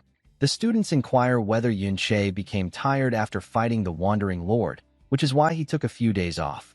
The students then thank Yun-Che, saying that because of him, they were able to survive against the Wandering Lord, and they have now realized just how strong Yun-Che truly is. At that time, the students had already lost hope, but now that Yun-Che has finally returned to school, they feel that they must properly thank him. The school also plans to reward Yun-Che for his efforts as well. However, one of the students then states that now that Yun-Che is back at school, the Ding family might come looking for him. The three heads of the Ding family somehow seem to have disappeared in that heroic secret realm. The Ding family had been searching everywhere before, but it should not be too worrying. After all, the culprit is obviously the so-called secret realm destroyer mentioned in previous newspapers, and even heroes were defeated there. Although Yun-Che is powerful, people would not think that Yun-Che could defeat a hero. Yun-Che, who is actually the secret realm destroyer, remains silent. Yun-Che thinks to himself that the Ding family only knew by voice that Yun-Che had broken into their house to steal the pass, and there is no solid evidence, so only the Ding family should truly suspect him. Then one of the students further tells Yun-Che that he heard the secret realm destroyer is being chased by the peacekeepers and that the culprit should be caught soon, so Yun-Che can relax. Yun-Che smiles and thinks to himself that he really does not want to be caught by the peacekeepers. The so-called peacekeeper forces are extremely strict, patrolling all over the streets, each squad possessing extraordinary strength. On top of that, everyone can report suspicious activity using devices called phones. If it were not for the undead confusing their search and helping Yun-Che slip away, Yun-Che probably could not have returned here safely. Now that he is surrounded by students, Yun-Che just needs to pretend to be his usual self, making it difficult for anyone to suspect him.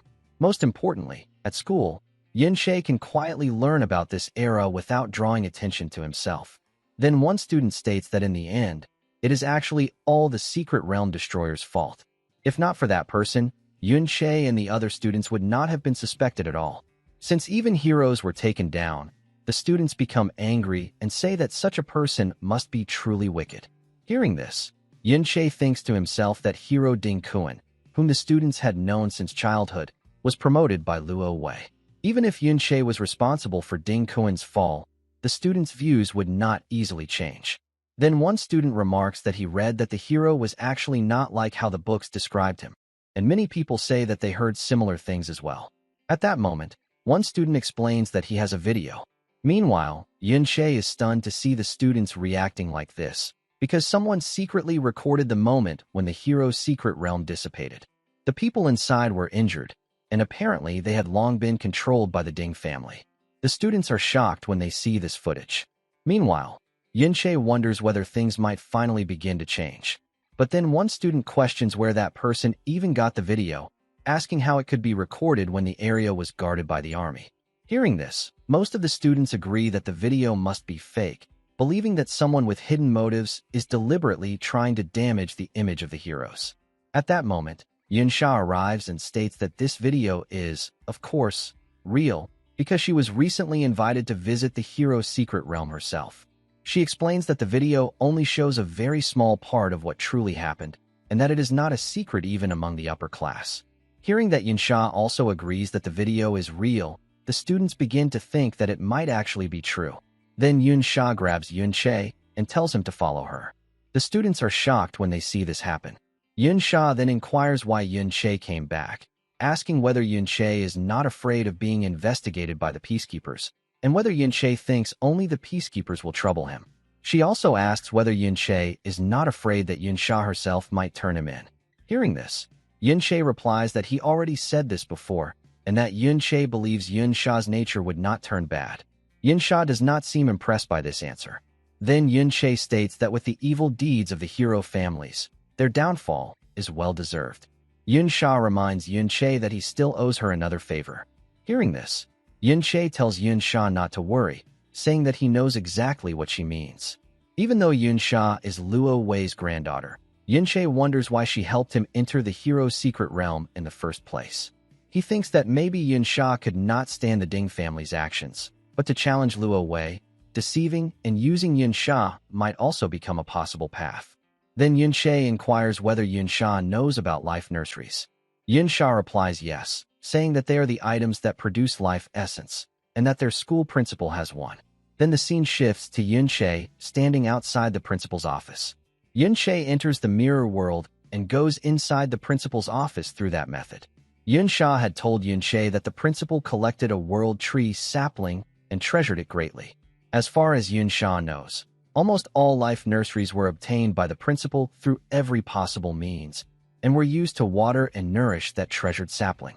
Then Yunshe sees the world tree sapling with his own eyes, and he also sees 5 life nurseries placed nearby. Yunshe is surprised to see that there are so many life nurseries gathered in one place. As Yunshe tries to access the items, the barrier blocks him. Yunshe is surprised, because everything has been sealed by the principal's magic formation. Yunshe originally planned to obtain a copy of the life nursery directly through the mirror world, but he did not expect the formation to be triggered even inside the mirror world itself. Although Yunshe is familiar with sealing formations from his past life, this barrier is quite different from the ones he dealt with before, because it contains many techniques and elements unique to this era. At Yunshe's current level of strength, he cannot break this formation yet.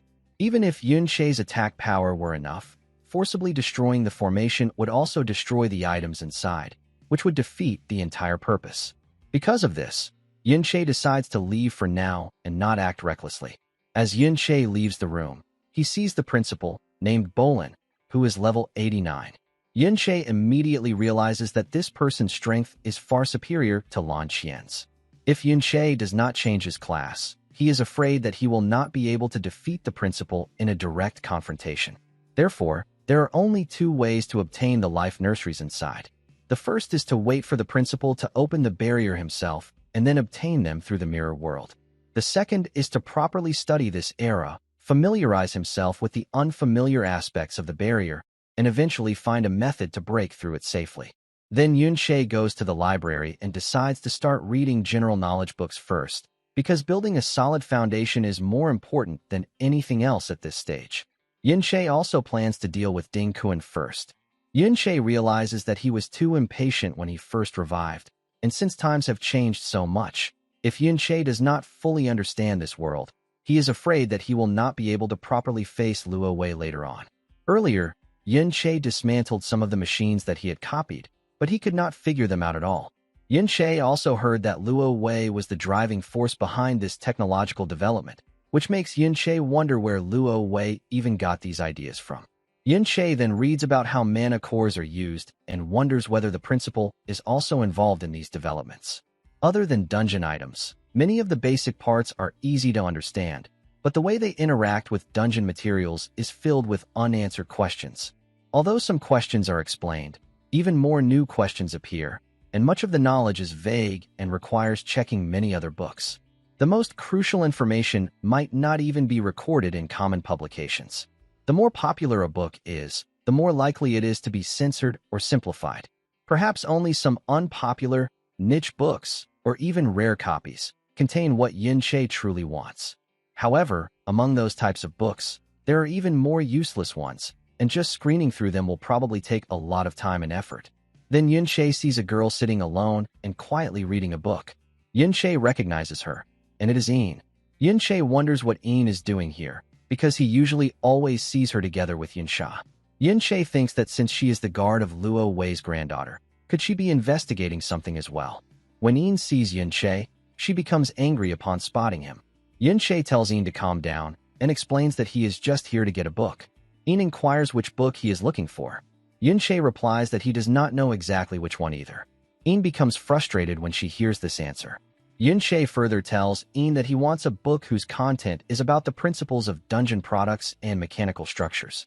Hearing this, Yin throws a book at Yunshe and tells him that this is the one he is looking for. After catching the book, Yunshe leaves from there and thanks Yin before going. Then Yunshe tells Yin that after he finishes reading this book, he would like to know if there are any other books related to mobile communication. Yin remains silent at that time. However, the next day, Yin gives Yunshe the book that he asked for. Then Yunshe gives her a snack and tells her that it is good, but Yin replies that she does not need it. Yunshe places the snack on the table anyway, and then leaves from there quietly. Yunshe thinks to himself that although Yin is usually a cold and distant person, he inexplicably feels somewhat close to her. The next day, Yunshe tells Yin that he is hoping to find a book about mana engines. Yin replies that such a book is not even on this bookshelf. Meanwhile, Yunshe thinks that it seems Yin finally has the chance to come to the library for some quiet reading while Yunsha is resting. Yunshe also thinks that maybe after getting more familiar with each other, he can get some news about Luo Wei and Luo Sha from Yin. As days go by, both of them continue reading together, and Yin answers questions whenever Yunshe has any. Then Yun-Shae asks In if she knows anything about the formation connection system. In replies that, literally speaking, it refers to a mechanical system used to connect different formations together. So Yun-Shae inquires whether In can help him find some books on this subject. Then In tells Yun-Shae to go ask his friend, the descendant of the traitor. With a smile, Yun-Shae replies that he will be back soon. Then the scene shifts to the Ding family's inner residence, where the Ding family receives a photo of Ding Su and wonders what the sender actually wants. They are confused because only one photo was sent, and there has been no follow-up for many days. Then the Ding family inquires whether Yun-Shae sent this, since he was hanging out with Qiao Ji from the Qiao family before. They begin to suspect that this might be related to the Qiao family member they captured earlier. They also wonder if it was Yun-Shae who defeated their grandfather, the hero, and whether Yun-Shae even has the strength to do such a thing. Frustrated, the Ding family questions why the public security officers have not arrested Yun-Shae yet. They angrily ask whether their words are not being taken seriously and whether being the hero family no longer means anything. Even if their grandfather has fallen, they feel that it should not change how they are treated. At that moment, a servant comes in and tells the Ding family that Xiao Ji from the Qiao family has returned to school. Then the scene shifts to the school, where Qiao Ji informs all the students gathered there that when the Valiant dungeon dissipated, someone must have seen the battlefield. Even if they did not witness it directly, Qiao Ji says that he has a video with him. Yun-Shae sees this and thinks to himself that for so many years, the truth has been covered up, and that the real hero was wronged and trampled by the traitor. However, there are always people who persist in seeking the truth, no matter how long it takes. Then we see Qiao Ji telling everyone that now there is sufficient evidence to prove that Qiao Ji's great-grandfather was not a traitor, but a true hero. Meanwhile, Yun-Shae thinks that perhaps this world is about to change because of his persistence, and because more people are finally willing to face the truth. Qiao Ji tells all the students gathered there that everything he has said is the truth, and that he is not afraid of it being verified. He firmly states that his great-grandfather was no traitor. Some students still think that Xiao Ji is lying, because the textbooks all say otherwise. Then Xiao Ji says that he does not expect everyone to believe him right away, but that his great-uncle, his aunt, and the rest of his family are innocent. Xiao Ji then bows deeply and says that he only hopes the Ding family will spare his family. The students begin to think that they always believed the Qiao family was subordinate to the Ding family. And if the rumors about the hero clan are true, then the Qiao family must have had a very difficult time all these years. Meanwhile, Qiao Ji thinks to himself that the Ding family is now caught in a whirlwind of public opinion, and that this is the perfect time to free the Qiao family from their control. Qiao Ji knows that he must amplify the public outcry as much as possible. Meanwhile, Yun-Shae thinks to himself that he has Ding Su and a few other uncles, and that the others should be safe for now, but it would still be better to rescue them as soon as possible. At that moment, peacekeeper officers come to meet Yun-Shae. 3 officers arrive: Leo, the peacekeeper chief and an S-rank high archer, Mate, an S-rank sword guard, and Ma Su, also an S-rank sword guard. Leo states that they are from the peacekeeper's office, and that they suspect Yun-Shae is connected to the incident in the hero's secret realm, so they are here to investigate him and ask for his cooperation. Then Leo reads Yun-Shae's information. Yun-Shae is from East Town of the Royal City. Yun-Shae's parents passed away when he was 11 years old, and Yun-Shae has lived alone on his inheritance ever since. His file describes him as having a solitary personality, and his combat scores have consistently been at the bottom of his class.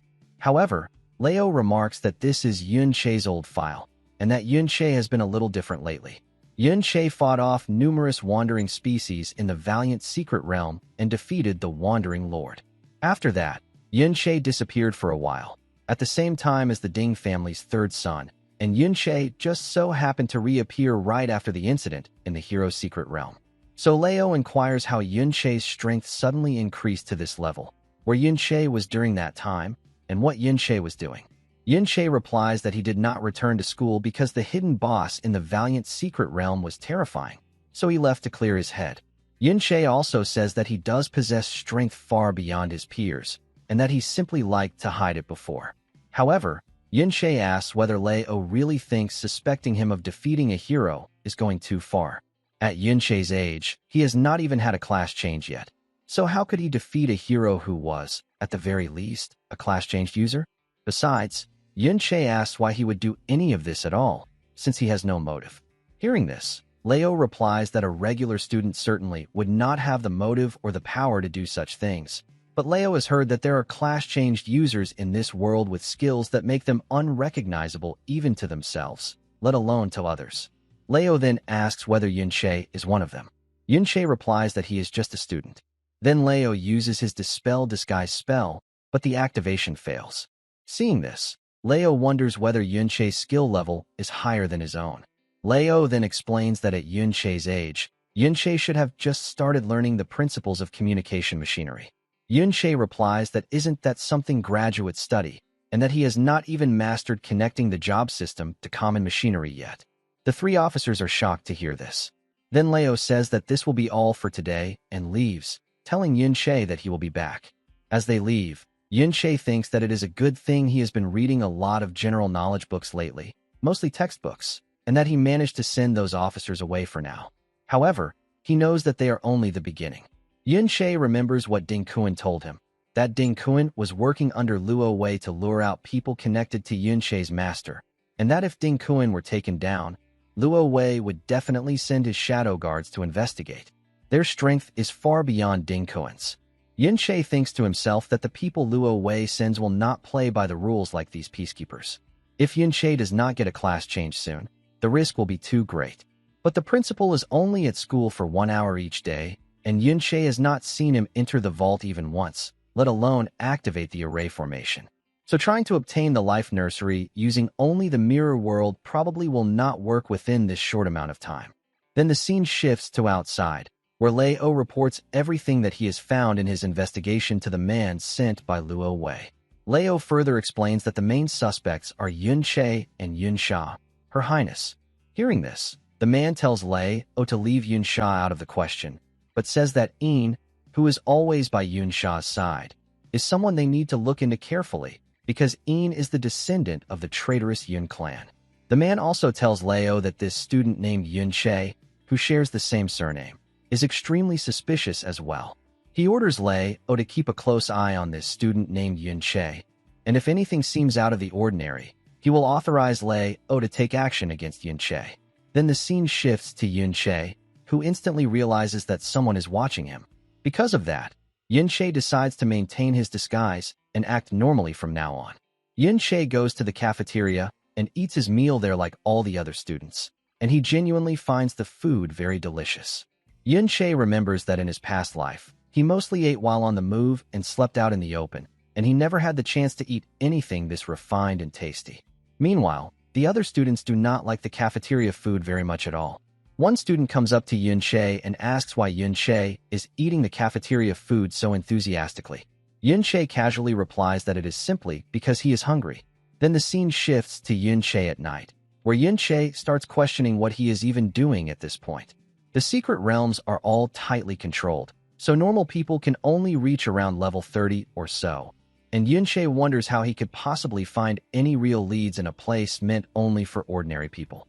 Then Yun-Che goes back to his room and thinks that he does not truly belong to this world anymore, because all of his friends and his family, not a single one of them, truly survived. Ding Kuan had already informed Yun-Che of this truth before, and the thought still weighs heavily on his mind. Then Yun-Che goes to the library, thinking that at such a late hour, only someone like him, who does not quite fit into this world, would come to the library to look for books. As Yun-Che finally finds the book he has been searching for, Een arrives and asks what book Yun-Che is looking for. Yun-Che is surprised to see Een there at this time. Then Een hands Yun-Che a book and tells him that she found a book related to array machinery, which Yun-Che had asked her to help look for earlier. She also adds that this book was written by their school principal himself.